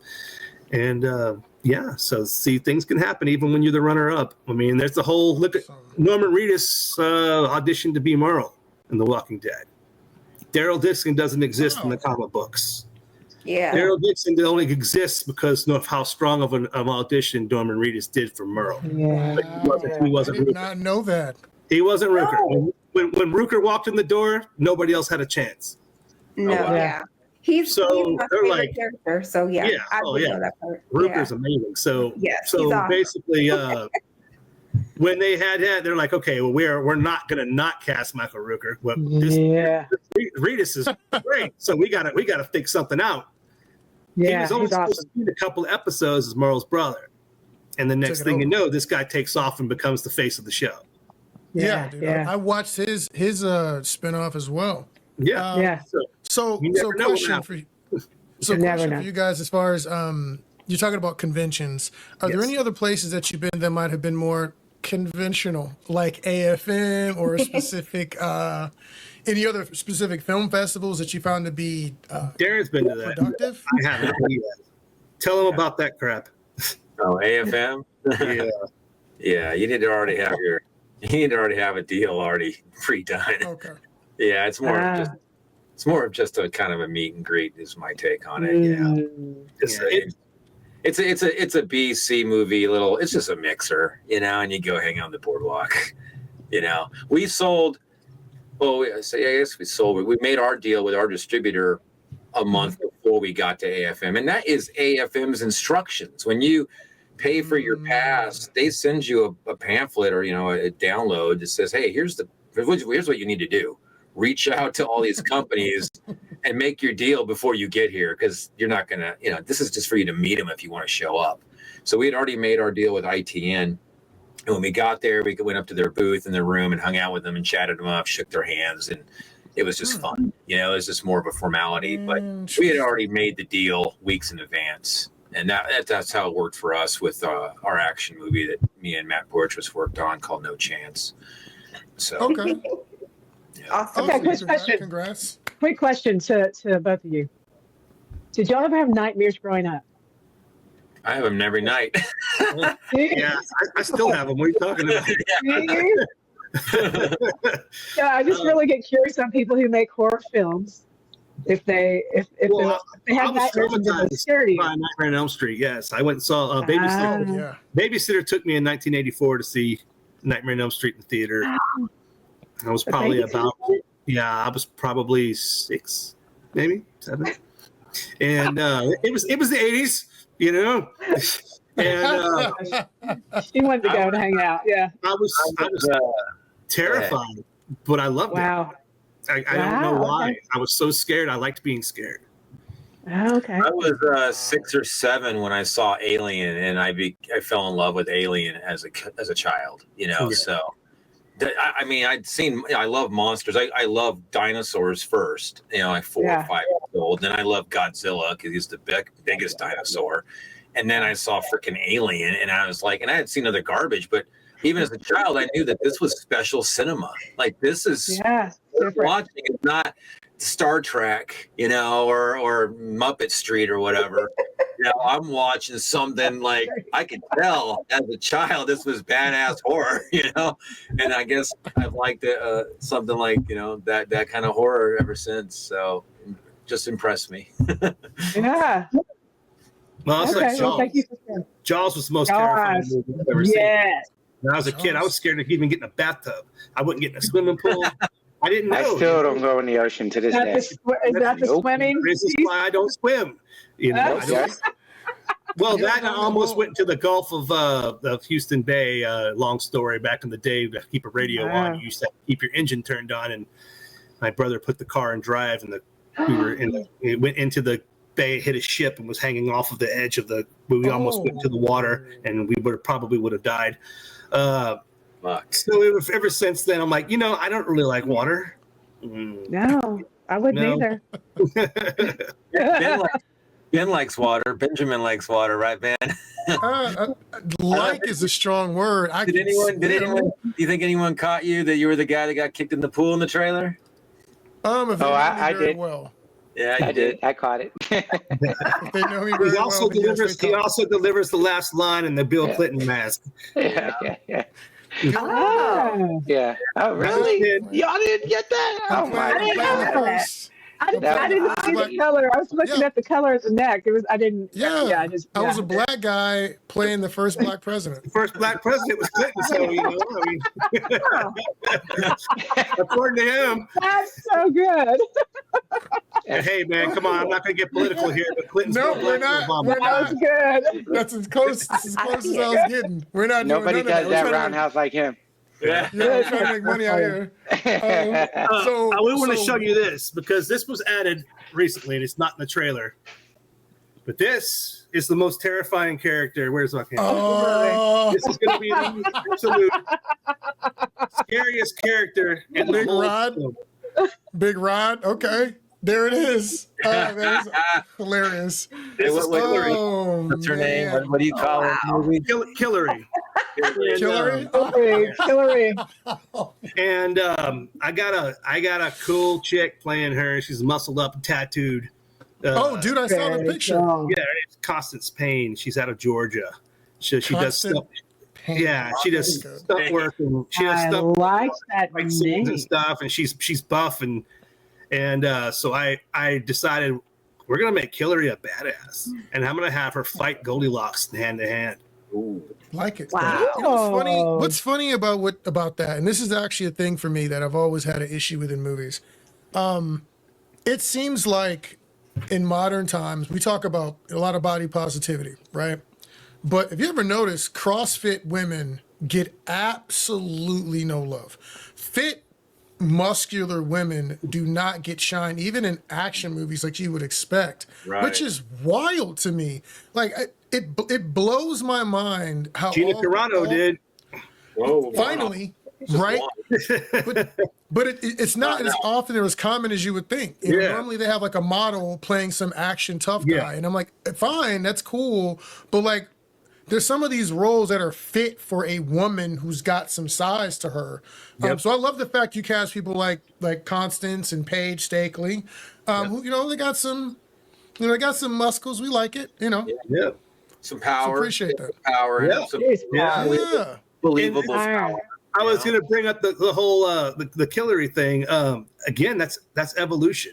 She didn't exist in the first couple of things of the script, and didn't even exist in the trailer. I would have put her in there. Believe me. It just came. It came later on. I was just like, I want to have a mean, buff up chick that can rough up the babysitter. Yeah, and. You know, because there's these guys, the other presidents, they kind of have a code. They're not there to even kill the guys. They're just thieves. All they're there to do is to rob the place. And so we have this small girl. They're not going to smack the girl around, but Killary will. So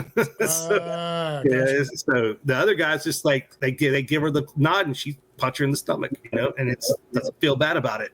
And again, what's good about that too is it's female on female violence, so that plays different than big guy beating up a little girl thing. And that's what we want to. We're very thoughtful. We're always looking about how to mess with the audience's mind, because that's really a big part of what you go to a movie to do. Is you're sitting there to be tricked. It's supposed to be magic. I mean, again, we're people are losing what cinema and film was. It needs to play. It needs to tap into your emotions. It has to. If you don't have an emotional response, just look at the paint dry, for God's sake. Why even watch a movie? You know. So if you can't yank people's sensibilities around, you know, you're not doing it right. And that's, again, a level of this understanding. We're getting older, and we've done this for a minute. And I think there was a quote I saw: "A fool who persists in his folly long enough becomes an expert." So, you know, not saying fools, but even someone who's a fool, as long as they do it long enough, they're going to figure out how to do it right, whatever it is they're doing.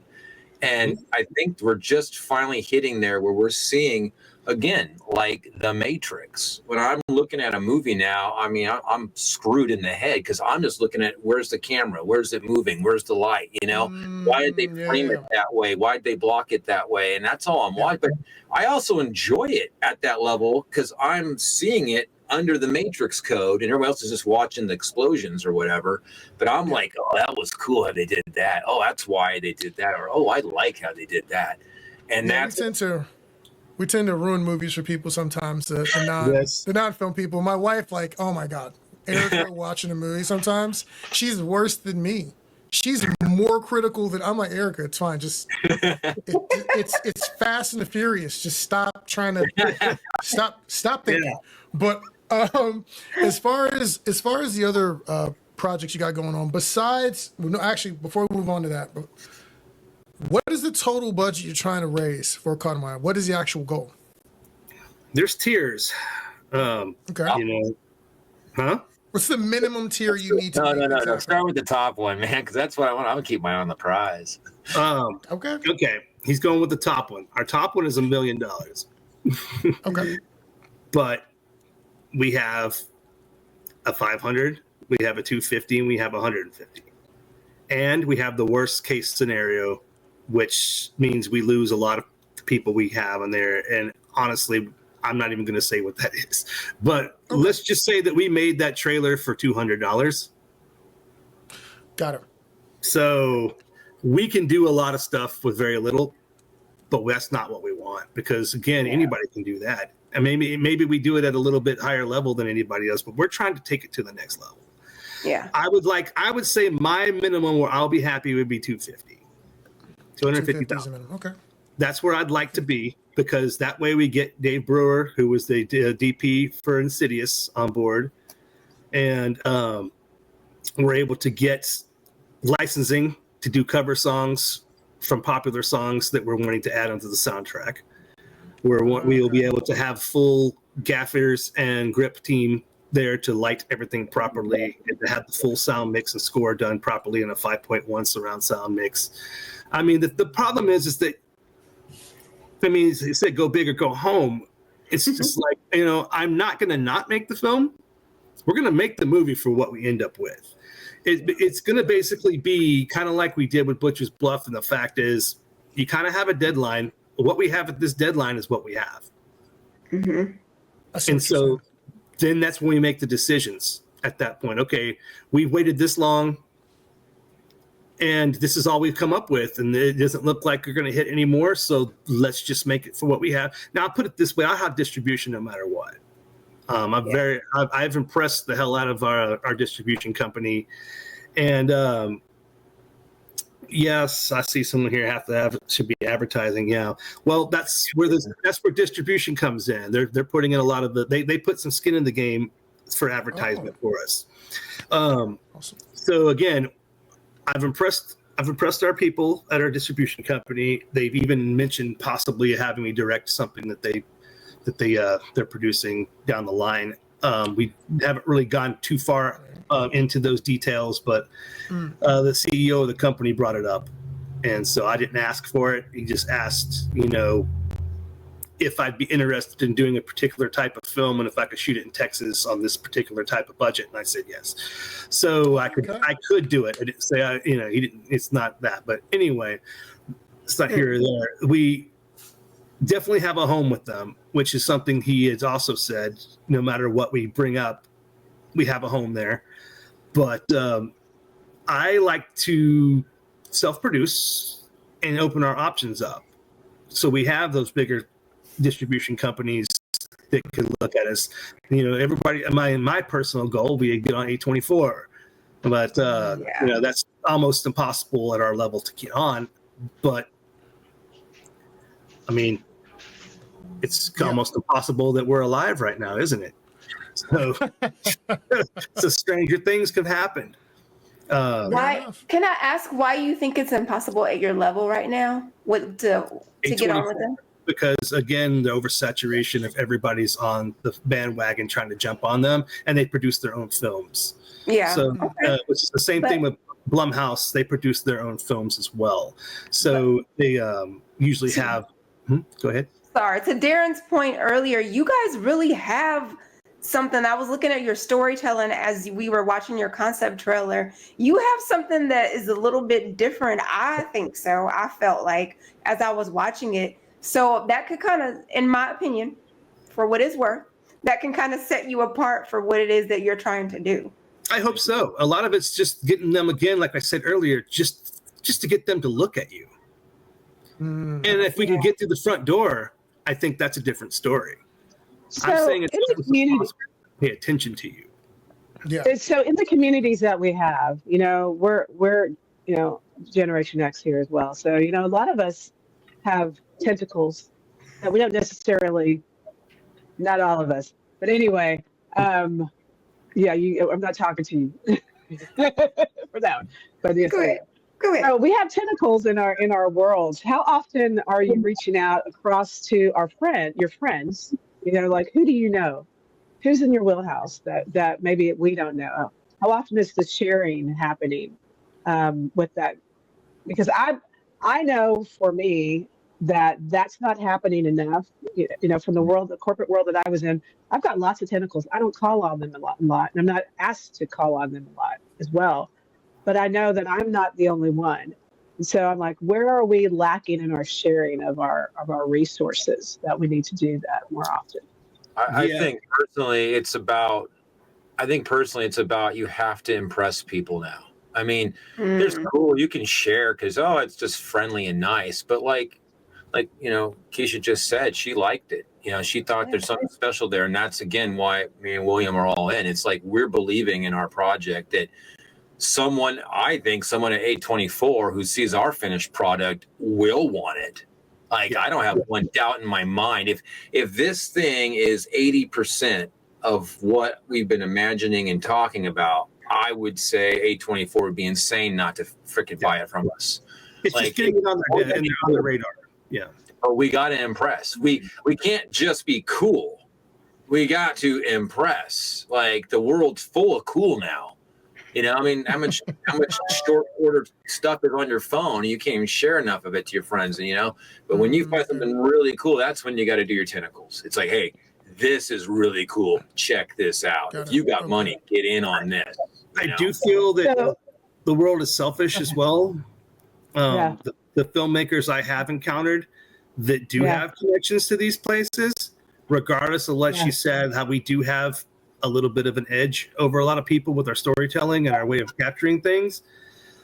The people I know that do have those connections aren't willing to share with me because it would cut them out. Interesting. So I'll say for me, for anything that whoever I might have in my wheelhouse that I don't necessarily call in all the time friends, what I want from people to even introduce that, you guys are kind of doing it. It's well, you know, you've been doing it. It's a nice package to go, I want this to look like their products and their marketing and their treatments and whatever the studios have that I don't necessarily want to do studio. I don't want to go there, but I want my product in their same quality. So I want to be able to go, and I've told this to Ben, is okay, if they ask me, what else do you have? I want to be able to come to them and go, well, I've got this team, I've got these guys over here, my buddies, they've got this, and this before. What else do you have? I've got this, and this. I want to be able to consistently bring something to them. And they know that we're not just playing here. We've always, and I know who's been playing. Well, that's because you're a good person. You know, again, we're in an industry with a lot of snakes. Yeah, we are. There's a lot of snakes, and they only care about themselves, and that's that's how it is. And I want to say some people, you know, just they are not producers. They are director filmmakers. And so they're thinking about how do I get my thing done? Yep. Even if we're going from an unselfish perspective, a lot of people are not thinking of how to help. They're thinking of how do I get my movie made that I've been working on for 2 to 3 years. And that's just not not their lane. They might do for you, but they're not going to promote for you. And it's unfortunate, but it's how some people are. In my mind, I'm like, why not combine forces? You know what I mean? Why not? I know that takes trust, and I know that, you know, it takes a lot, and that's what I'm thinking. If somebody like those people that you said that have those connections and everything, I'm like, why would we not just come together? Again, we're with the oversaturation of the arts. There's no money anymore, and it all comes down to greed, and they want to be able to get whatever bit of pennies that they can pull nowadays from these streaming sites. Nobody wants to share that. That's true. So that also comes down to it, is that it comes down to greed. With me now facing death, I don't care about money anymore. I care about legacy. Yeah, that's exactly right. Wow. When you have the Grim Reaper sitting over your bed and you think you're going to die, and you think, okay, what have I fucking done? You know, money comes and goes. It means nothing. But you have to leave. I have to leave a legacy. I want to make, you know, think about this. I'll say this, and Ben will relate to this. People still talking about Bruce Lee, who died in 1973. He only lived 32 years in this world, and he only was in the limelight for a short amount of time. Like 6 years, people knew who he was. So in 6 years, he was able to create a legacy that will outlive all of us. Exactly right. So that's why that man is such an inspiration, is that people who understand Bruce Lee and understand everything he did was in this small little period of time. It is actually funny. A lot of people who know me know this, but my mother died of cancer when I was like 25. My dad died of cancer when I was 6. My mom was 50 and my dad was 40 years old.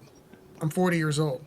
So weirdly enough, I'm incredibly aware that we don't have an infinite amount of time on this earth to do the things we want to do. And I think a lot of people forget that.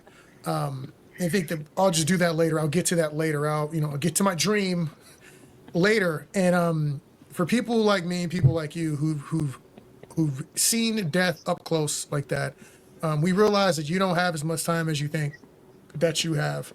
And I try to remind people of that all of the time. I'm like, I know it feels like you have forever, but you don't. So you better get busy doing whatever it is you think is important. And what if tomorrow last day, do you have something like you said that what are your kids going to look back on and be proud of you for? What is your dad going to look and say, hey, that my son did X? Now, for some people, these things don't matter. If your mom ever gets to give you a congratulations, but that's one of the things I try to tell people, dude, don't you want to do something like dope where your parents get to pat you in the back and talk to their friends and say how proud they are that you did X? You better do it before they're gone, because I can tell you from personal experience, you don't get that. There is no substitute from someone else than that moment from your parents when they say, like, job well done. So that's my small. We got dark there for a minute. My brothers, I had three brothers, and they all died a year apart from each other. And I will say this, like what you said, my first brother that died that was closest to me, the last day on earth, we made plans for the next day. Oh, I'll see you tomorrow. We're gonna go do this. Tomorrow didn't come. Yeah, wow. So that you hit it right on the head. When you deal with there was four of us. I'm the only one left, and so they all died. And it's just like, yeah, they all had plans. Everybody has plans, but if you don't do it, it might never get done. And so again, when I was the last man standing and laying in that bed and thinking, no, hell no, I'm not dying. I got to live, And so I have purpose. So every day that I wake up is a day that I'm out there doing something. Like right now, even though we're just sitting here having a conversation, if my words inspired one person out there to pick up a camera and go do something right instead of, or hey, if this guy can do it, I can do it, then it was worth my while. I give free lectures at conventions on how to raise money for films, even though I'm not that great at it anymore. I did pretty well with Butcher's Bluff, but I had 4 years to do it. Yeah. So we've raised about $12,000 right now in a month, a little over a month on our Indiegogo, which is, I made that in 15 minutes on Butcher's Bluff the first day. I made $15,000 in the first day in about 15 minutes. Absolutely. Whoa. So, but I had 4 years. Again, I was going to conventions. I was wearing the costume. I had a fake trailer. I had poster art that I was giving away for free. And I had people, hey, this is my movie. This is my movie. Hey, follow me. I created a group. I like that. And people were following the group, and I was posting on it all the time. And I had That's awesome. About 2 months of promoting, like, hey, we're going to do this Indiegogo on October 4th. Y'all guys need to get here. I'm going to do all. I started, so I did all this stuff. And so that first initial launch, boom, it took off. And it was because we had 4 years. If I had 4 years for Cotton Eye, I would have been doing the same thing. But again, when you don't know how much time you have, which again, let me reiterate that I have no expiration date, but we all have an expiration date. Yeah. But I don't have anything on a calendar, so people don't think I'm dying or anything. I'm in the clear, but we all are dying eventually. And so you don't know. So if you live every day not knowing, see, Darren prays to die every day. So he's a different he wishes to go the next day. He said, please just kill me now. I'm the total opposite. I was like, give me another day because I need to get out there and get this stuff done. And so you need that motivation. That. I think that if there's, I'm not a country fan by any chance, but my mom listened to country music, and there was this song with Tim McGraw that said, "Live Like You're Dying." Yeah. The lyrics to that song is just like, Jesus Christ, that might be the realest thing I ever heard. And then when it hits you, and when you walk down that path, you're like, holy crap, he's right. Again, thankfully, I wasn't in that bad of shape. I was never told, hey, this is this. This is like it was like, hey, you got this. Let's go cut it out. 3 days later, I'm cured. So it's like I didn't go the challenge. I didn't go the challenge of some of the other people who fight it for years. I was done in 3 days. So I was very, very, very, very lucky. But those 3 days were enough for me to say, hell no. So again, every day is a motivation for me to get up, get out there, kick ass, and do what I love. And I hope that other people can have that passion in their life And I'm an open book. So again, when I go to these on these podcasts or conventions, I'm easy to find online. If anybody's got a question, if I can answer it, I will. Or if I don't know, I might know somebody who does. And I'll definitely pass you on. I see some people reaching out. Said they're reaching out to you on Insta. So check your Instagrams. You guys got some new fans, possible coworkers. On the note, you talked about something there with the dreams, right? We're talking about like chasing the dream for real. I've always said that if you don't know what your dream is, it can't come true. So on that note, and since we don't know how much time we got, if money was not an issue, getting the IP was not an issue, there was no limit on what you could pull off, what project, what IP would you revitalize? What movie would you shoot? Yours or someone else's, if money was not an issue? You go first. Man, what would I shoot? Money wasn't an issue. Yeah, and get any actor, any location, any IP. Like remake it. Like just do a reboot. Or if what? you want to do that, if it's a movie you have in the back of your mind, then you can say that too. But or just if unlimited money, just make something like a passion project. It's pure passion. You don't have to make any of the money back. What are you making? Are you going to reboot Star Wars? Are you going to do an original Darren original? What's happening? I mean, just what came to mind. I mean, there's probably a ton of ideas that I could pick out, but what came to mind was really what launched me into probably cinema as a child was when I was like 8 years old. I remember it. I was at my grandpa's house and I saw Conan the Destroyer. I saw Arnold Schwarzenegger swinging a sword as a barbarian.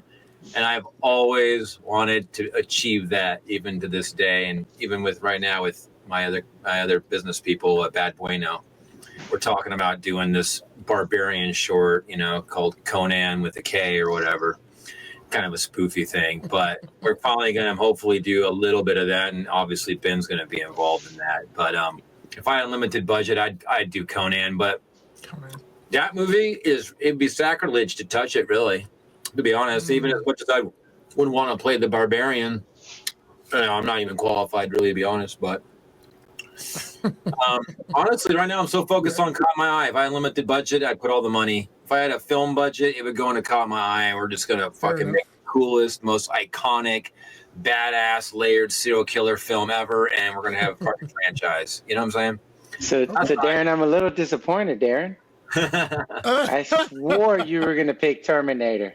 There's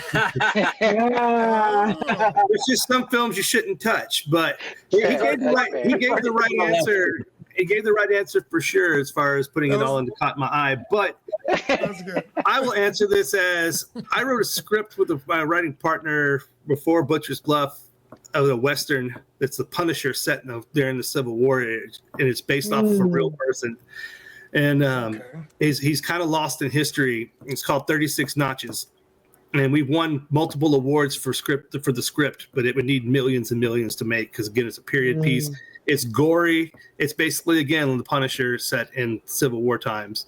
It's based off of a real guy who really did this because of what happened to his kids. And his rifle has 36 carved notches in it, and it's in a museum. I saw the story behind it, and we wrote a fictional story based off of a real guy. And he leaves Bible verses of Old Testament wrath of God, stuff written in blood after he kills Union officers for what they did to his boys. Wow. So it's pretty messed up, but he's a hero though. He's not a bad guy.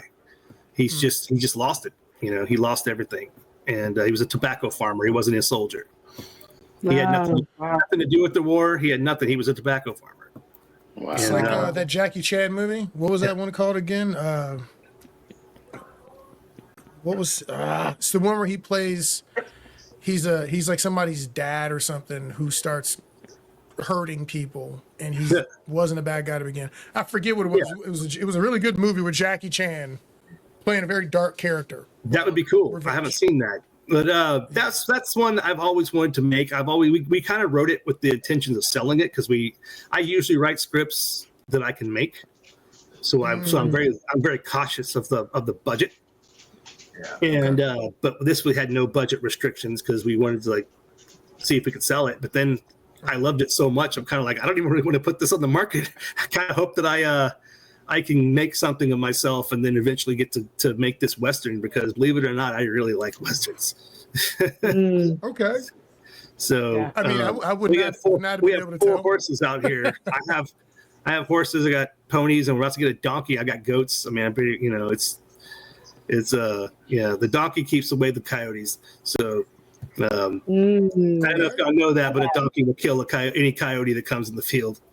No, never knew that. Donkeys are badasses. So yeah, and the goats are donkeys in my neighborhood then. Goats so yeah, it's and my daughter rode horses and stuff, and so I've always kind of been around the horse riding community, and my grandpa used to watch Westerns, and I think Outlaw Josie Wales and Tombstone are like Unforgiven are some of my favorite movies. So these Western films, Pale Rider. I love Clint Eastwood, so Oh yeah. He's just a badass. So to that point, I'm going to take Ben's question and turn it a little bit on its head. And Sure. if there was any, say, like an action movie or a horror movie or action horror movie that you absolutely would not touch at all, like to touch it, you think that would just do it a disservice, it would not be done well or whatever, what would that be? And whoever wants to go first, you can bounce. I think me and Darren are going to have the same answer, but you go first because I think I know what it is. I already went first. You go first. Well, the movie that should never ever be touched is Predator because it can't be reproduced. It can't. You can't have Schwarzenegger, Carl Weathers, God rest his soul, and you got Jesse Ventura. Look at the testosterone in that film. Yeah. The Big Sonny, the Indian, and that's not the right way to call him, but the native. They made a spoof of Predator, but come on, I'm talking about the real, like a serious trying to reboot Predator. It can't be done. Yeah. Okay. As far as a horror movie, they've already done that. Nightmare on Elm Street should have never been touched. Yeah, there's a lot. The Native American version of Predator was pretty cool though. When they did the series, I loved it actually. No, you didn't like it. I loved it. I like that backstory. He's like, I said what I said. Let me get it this way. I like Alien versus Predator. I think that's cool, but I'm talking as a standalone movie where you try to put the guys and recast Dutch and recast Dylan. It's not happening. Oh no, they stay that way. No, I just like it. Predator cannot be rebooted. It cannot be changed. Those characters cannot be played by anybody else. That's one of the things. You gotta leave that one. It's one of those magical moments in cinema is the birth of Predator. It will never happen again. That was, and again, this is part of the thing I geek out on. It's like the right director, the right producers, the right actors, the right script, the right camera guy, and then the right demand. It all has to converge for this thing to be born. So cinema is such, I used to be in bands and I kind of gave up because I said a band only takes 4 assholes that won't disassemble. As long as these 4 assholes stay together in a decade, you'll have a couple albums. You'll be all right, But I switched over to cinema and I'm like, wait a minute, I need like 20, 30 assholes and millions of dollars to make this thing happen. So it's like I switched it in the most complicated art form possible. And that might be why we have a interview right now. We're talking about the complexity of what is filmmaking and cinema. It is so complex to birth it and then for it to matter on top. And Predator's one of those movies. So your answer is the same as his, is Predator. Yeah, why not? Let's do it. We'll both I want to know everybody else's now. So I'm going to go Crouching Tiger, Hidden Dragon. I think it's one of the best movies I've ever seen in my entire life. I don't even like making movies like that. I have no desire to make a movie in that style. But it is one of the flat out best films, that and Lord of the Rings 1. Yeah, I was going to say Lord of the Rings can't be redone. Don't do it. Just don't do it. You're not going to do it any better. Can't be. I don't care if the VFX are better. I don't want more action. I don't want anything. Just Nothing's perfect. leave those two I'm alone. like totally off the. I won't even go to action. I'm like singing in the rain in My Fair Lady. I'm sorry. Yeah. Okay. If you're going that route, you got to bring up Rocky because no one can play that but Stallone. Oh, Rocky's fantastic. Oh. Yeah. Sure. Rocky, yeah. I have so many movies that I think that they shouldn't touch, and they're like touching them all. So I don't even know what. I don't know what my answer is. And they Like, shouldn't be doing that. That's good. I already said mine earlier, so I'll stick to it. The Terminator? No, Back to the Terminator. Future. Oh, yeah. Oh, you can't touch those movies. There's no way. They want to, though. They're going to redo Gremlins. They're going to redo Gremlins with VFX. Watch. Here's the thing he was saying, and you mentioned Back to the Future, and we mentioned Predator. Those movies were very different movies because the Predator was Van Damme. Yeah. A guy that's 5'9" and maybe 170 pounds soaking wet. Against Arnold? No. Arnold would destroy him. But you get Harry and the Hendersons in there, it makes Arnold look like a little midget. And then it works. Yeah. Back to the Future was Eric Stoltz. So Eric Stoltz was an excellent actor, but didn't have the comedy that Michael J. Fox had. Movies would have got released with the original actors. They probably wouldn't be the hits that they were. No way. And the Predator costume looked like a freaking crab. You know, it wasn't until the costume wasn't good. Van Damme bowed out, and then they just reinvented the Predator quickly within 2 weeks. And there you go. Now you got like 9 films with the Predator in it. And hell, there's 1,000 Predator forums where people dress up as the Predator now. It's because but the funny part about that is, the costume looks cool and, the crab and the whatever, but it's the noise that really messes with her. You hear that damn I don't even need to see it. I don't need to see the Predator. I hear that noise. There's no effects to that voice. You knew that's a voice actor that can make that without any effects. That's crazy. There's footage of him with the microphone showing that sound, the Predator sound that he does without any effects. That's wild. Yeah, it's very cool. Yeah. No, there's I'm trying to remember. There's a gentleman I met. I'm trying to remember if he had. I thought he was in Predator or he did something in Predator. There's a stunt guy, VFX guy, at TRF, who had a bunch of memorabilia from a bunch of movies. If it's him, I'm gonna reach out to him because that's kind of funny. Wow, that's cool. Yeah, I think he said he was involved in that, but I have to verify that. I didn't know where we're going there, so I'm not prepped for that one. Yeah. Let me think. What else do we have for you? That was no. Van Damme purposely got himself fired from Predator because he was afraid that when they found out that he wasn't speaking, that he wouldn't have got his role in Bloodsport. He used the fact that he was in Schwarzenegger's movie, he was the villain in Schwarzenegger's movie, to get Bloodsport. And when they realized they weren't see his face and he didn't speak, Carl Weathers told him to get fired. I think also there was a conflict. Like they were going to go into production on Bloodsport, he would have missed out. So I think he had to get out of Predator to get in his own film too. Well, according to Tong Po, who was Van Damme's best friend, basically said, he was on set with Van Damme while they were making Predator, and he said the whole situation of what happened. Basically, that he was going to quit, and Carl Weathers told him not to quit; it would ruin him to get fired. Wow. He goes, so be a pansy boy, complain, make sure you can't do this, don't be able to do the job so they can fire you. Wow. And Van Damme kept telling everybody that if he did what they told him to do in that suit, he was going to get hurt.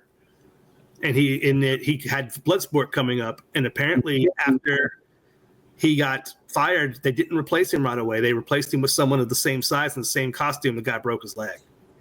And if Van Damme would have broke his leg, history wouldn't have been made. Bloodsport wouldn't exist. So everything happens. Again, things happen for a reason. There's a magic. There's just a magic. So again, if your film gets made, it's a miracle. It really is. Yeah, I have props for anybody who finishes anything, but in reference to them touching old movies, I mean, the Gladiator movie just came out. Has anybody seen that?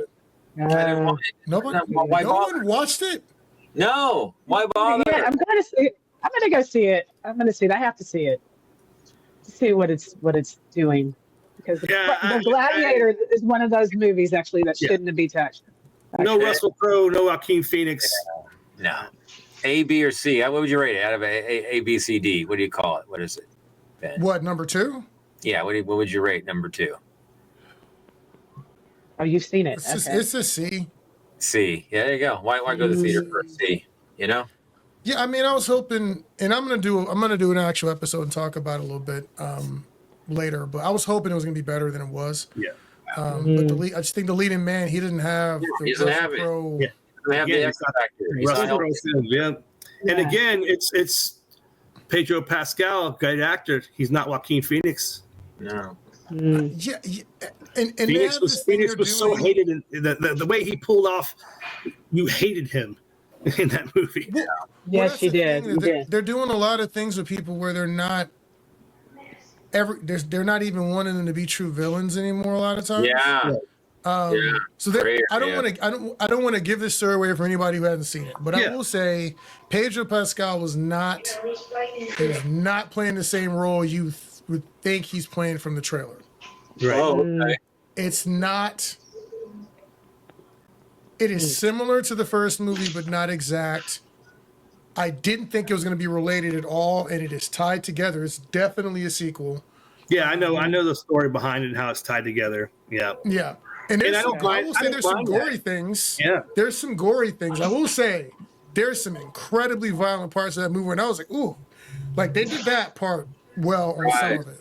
But I wasn't into it. I wasn't into it the way I was Gladiator. So there it is, folks. Gladiator is one of those movies that it's perfect the way it is, you know.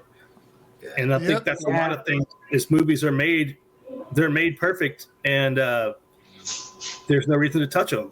But yet Hollywood keeps, instead of putting money into talented writers and independent filmmakers come up with stuff and give us a budget and let us do something original, they won't take a risk on it. But yet, sorry, but Disney just keeps putting out bombs. They just bomb and bomb and bomb and bomb and bomb, and they don't learn from their mistakes. Nobody wants to see that. And the big problem with Hollywood is, I mean, one, they're going under. And if you know people in the industry, they'll tell you Hollywood's going under, and probably COVID shutting down the theaters was a huge start to that. You know, that snowball. But what Hollywood does is they want to remake things because they're what's called a pre-sold franchise. If I make Batman 12, you already know it's Batman like the other 11. You know, and people are going to go see Batman 12, even if it's number 12. Star Wars 19, you know, it's Star Wars. So they don't want to gamble, you know, on another new idea and have it flop. But they're gambling on pre-sold franchises with incompetent people, and it still flops or halfway flops now, while they're tainting our memories, you know, and our future at the same time. It's horrible. But they don't want to gamble with $100 million or $400 million. They want to get a pre-sold franchise, Gremlins digital. You know, that's what they want to do. And it's sad, but that's just the way the big budget goes. So hopefully what's happening is these big budget studios are collapsing. We're going to disseminate and hopefully come into independent territory and lift some of us up. And maybe on a bright side, there could be a new era on a bright side, if we're optimistic, that these bigger companies are collapsing with still some money in their pockets, and they're going to lift up some indie original ideas. And we might have, you know, you could have a new era of cinema, really, if that happens fully. But we're going to have to pay attention and see. And again, me and William are trying to pioneer into that. Like, hey, we're two indie guys with a great idea. Give us just a trickle of that money you would have put to a $300 million budget. Give us $1 million and let us make you 20, you know? So hopefully that's what's going to happen, because we are not relying on crowdfunding. That's just a fact of the matter. We did crowdfunding as just a procedure to get bigger budget, because it's advertisement mostly, you know, it's just getting people fun and involved. He grind for 4 years in advance. I mean, he was in trenches 4 years in advance to get a huge crowdfund success with Butcher's Bluff. And that's, if you want to know the magic for that, it's 4 years of advanced pre-work to get that crowdfunding success that he got. We jumped into Caught in My Eye. Thank God we made budget, And so it might be a little slower start, but we came in strong with no 4 years of pre-planning, just our trailer concept, and thank God we made budget on that. But, and again, whatever work he had done has trickled over as well. So, that's success building on success. But the whole point of what we're doing is we are looking for the deep pockets. We do want someone to drop $100K, $200K into this project. But if we can't show them that at least $15,000 worth of random strangers believe in us, how are they going to drop me 100,000, Yeah. So we're kind of doing the crowdfunding as a formality. We're not putting our eggs in that basket. We're about, again, it's also building this mountain of information and inertia with the crowdfund. So when we start hitting the people with deep pockets, we got the short film in festivals, we got the trailer, we got the pitch deck, we got the money in our pocket from the crowdfund. So we got this whole thing to show an investor, because that's really how you get things really made. You get real investors. You don't just crowdfund and hope for the best. We do have a bigger plan to get bigger dollars into this, and there are gears turning right now. And again, a podcast like this helps. It lets our investors hopefully maybe watch this. If they want to know more we don't provide, they can watch this podcast, get to know us. And I think something I saw Anthony Hopkins say on a little damn TikTok or whatever is believe, believe, believe in it, believe in yourself, believe in your idea, So I think even with the accent, yes. Yeah, I think that's the matter, is we are going to believe in Caught in My Eye. And that's sales, man. You're not selling a product, you're selling belief.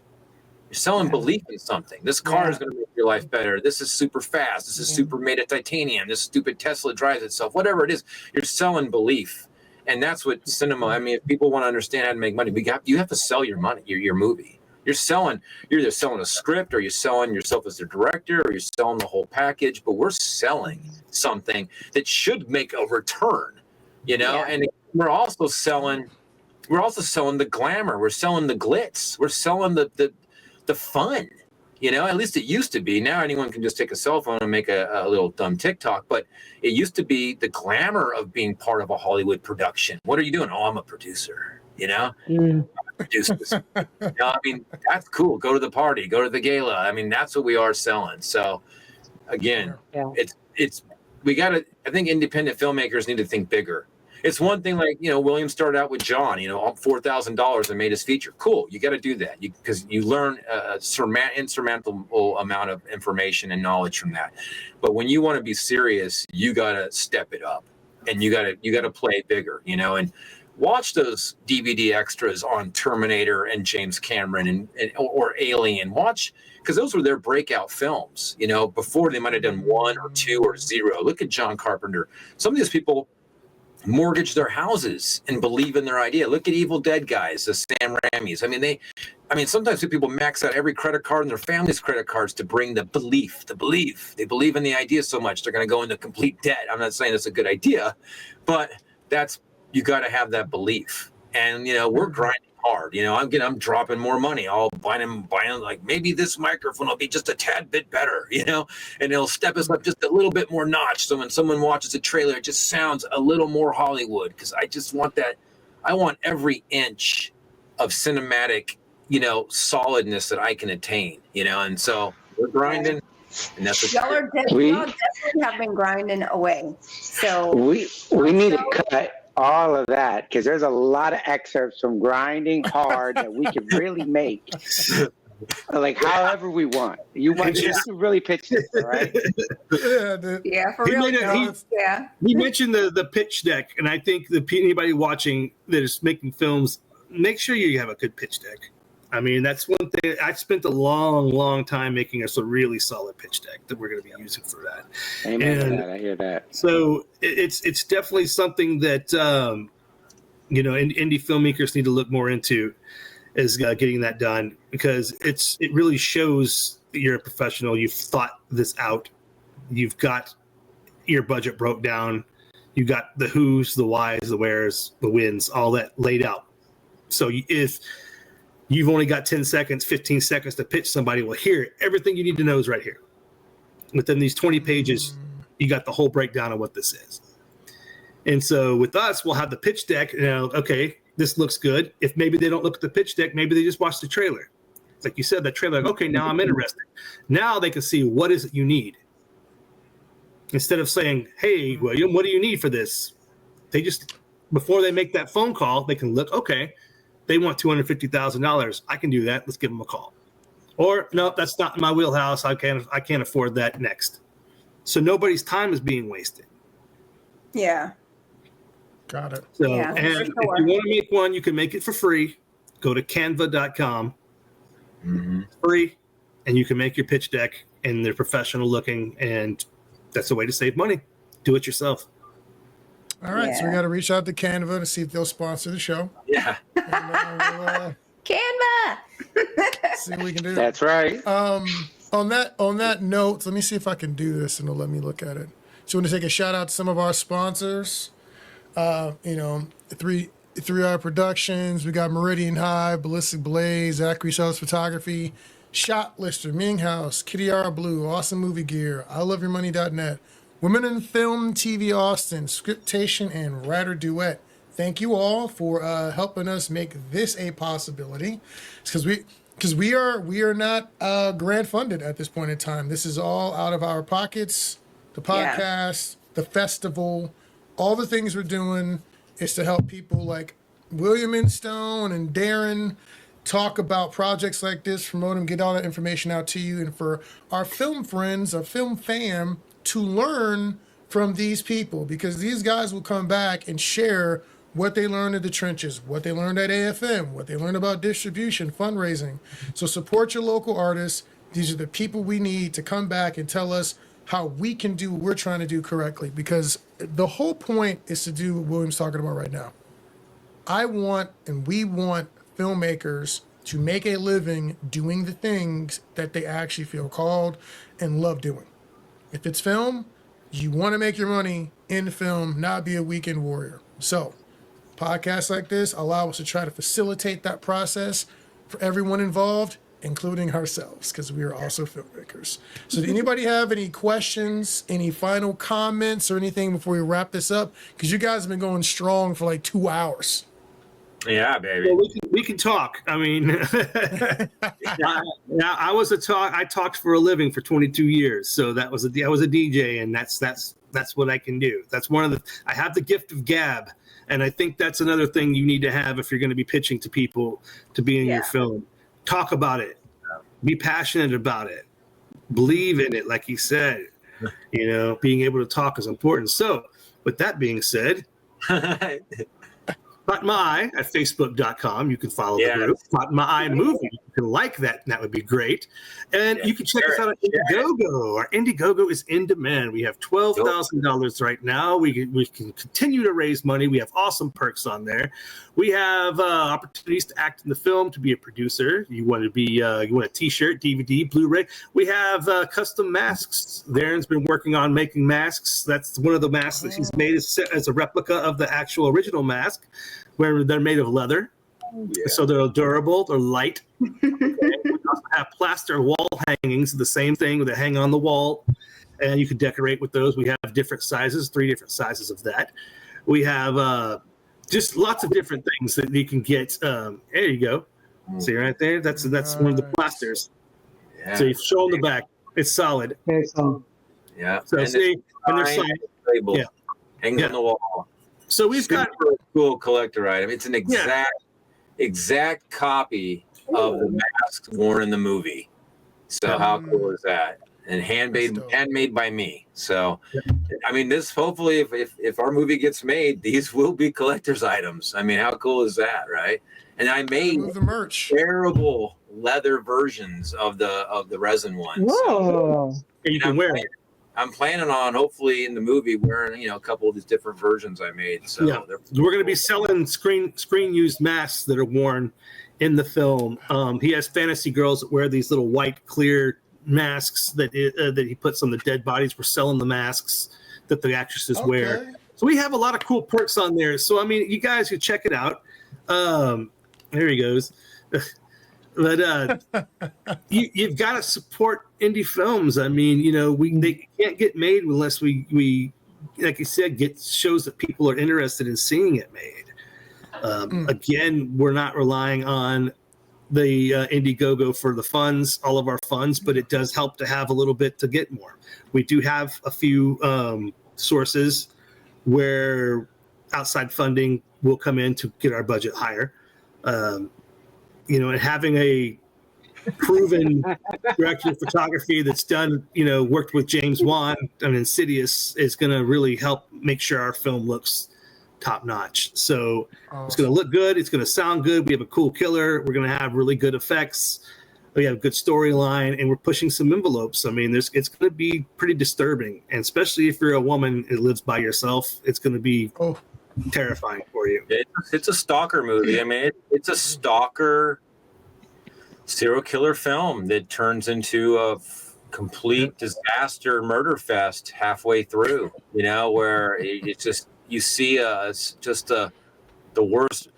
I think a big thing I love about the idea is I'm tired of seeing serial killers just kill weak prey. They just sneak up and kill. You even saw Dexter do it for 12 seasons or whatever. And, we've seen all these killers just killing whoever, sneaking around, and just like, no, I want to see a psychopath who's out of control kill other people that you would be scared of. I want this guy to put fear in everybody. You don't want to cross this maniac at any level, but he starts out obviously hunting down women and stalking them, but he doesn't stop there. He really is a menace. We have a great backstory that's very believable. Motives. So he's not just a Mike Myers who's like a demon or a ghost or I don't know what he is. This is a believable psychopath who's juiced up, muscled up, methed out, psychotic, and he's capable, and this is a legitimate fear. Like, this feels real, not just a supernatural killer with a mask. I don't know what Art the Clown is. I don't even know. Is he a demon? What is he? Is he He's a clay? I don't know what it is. He's a demon. So this guy's physical. Like, he might be your neighbor. It's kind of like Buffalo Bill meets Mike Myers, really. Yeah. This is like the Buffalo Bill we all wanted. We got to see just a little taste of crazy Buffalo Bill, but we wanted to see him really jacked up and out of his mind, Gotcha. He's heavily inspired by the real killer BTK, Bind, Torture, Kill. He was an active serial killer from the 1970s all the way to the 90s. Yeah. And they couldn't catch him. The only reason they caught him was his arrogance. Technology caught up to him. Right. But he did very perverse and strange things after the body. He didn't sexually assault any of his victims. So that's one thing. Goldilocks doesn't rape. He doesn't do any of those things. It's about the kill. It's about the hunt.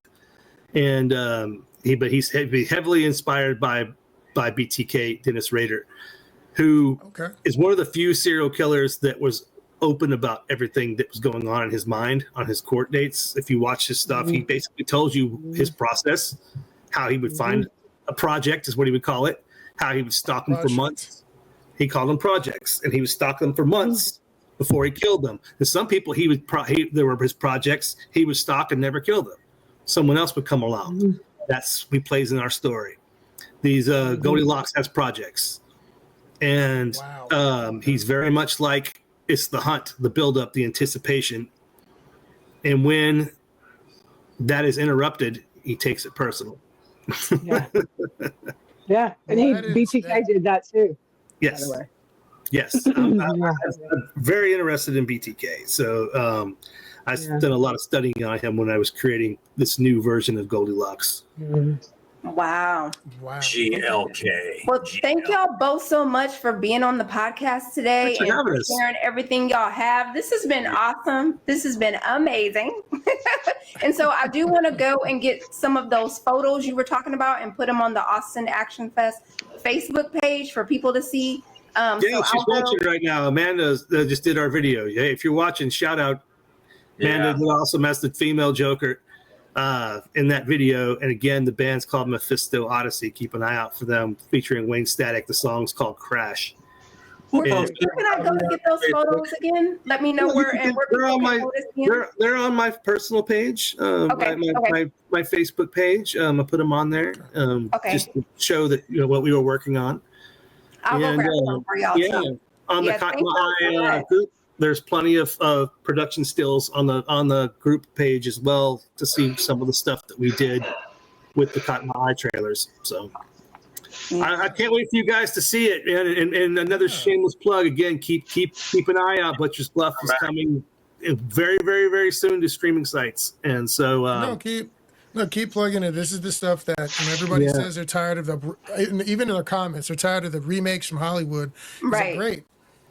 Well, there's 32 kills. 32 kills in Butcher's Bluff, man. All practical effects. So if you like that, but that's the thing. It's like if you're tired of Hollywood and whatever they're doing, you have to support stuff like this. Yeah. If you don't support independent filmmakers, but you're complaining about Hollywood, shut up. That's my message of the day. Get active. All right. That's all I got. I'm done. And the show's over on that one. All right. But also, thank you so much for everybody for Thank joining you, us. Lord Violence. You've been a great host, and all of you as well. Thank you again. So it's been- Thank you, Darren. Stayed with us for 2.5 hours. You guys are champs. We could probably go longer, but yeah. Yeah. This has been a really cool conversation. A lot of stuff has come out of this. So thank y'all. You dropped a lot of nuggets.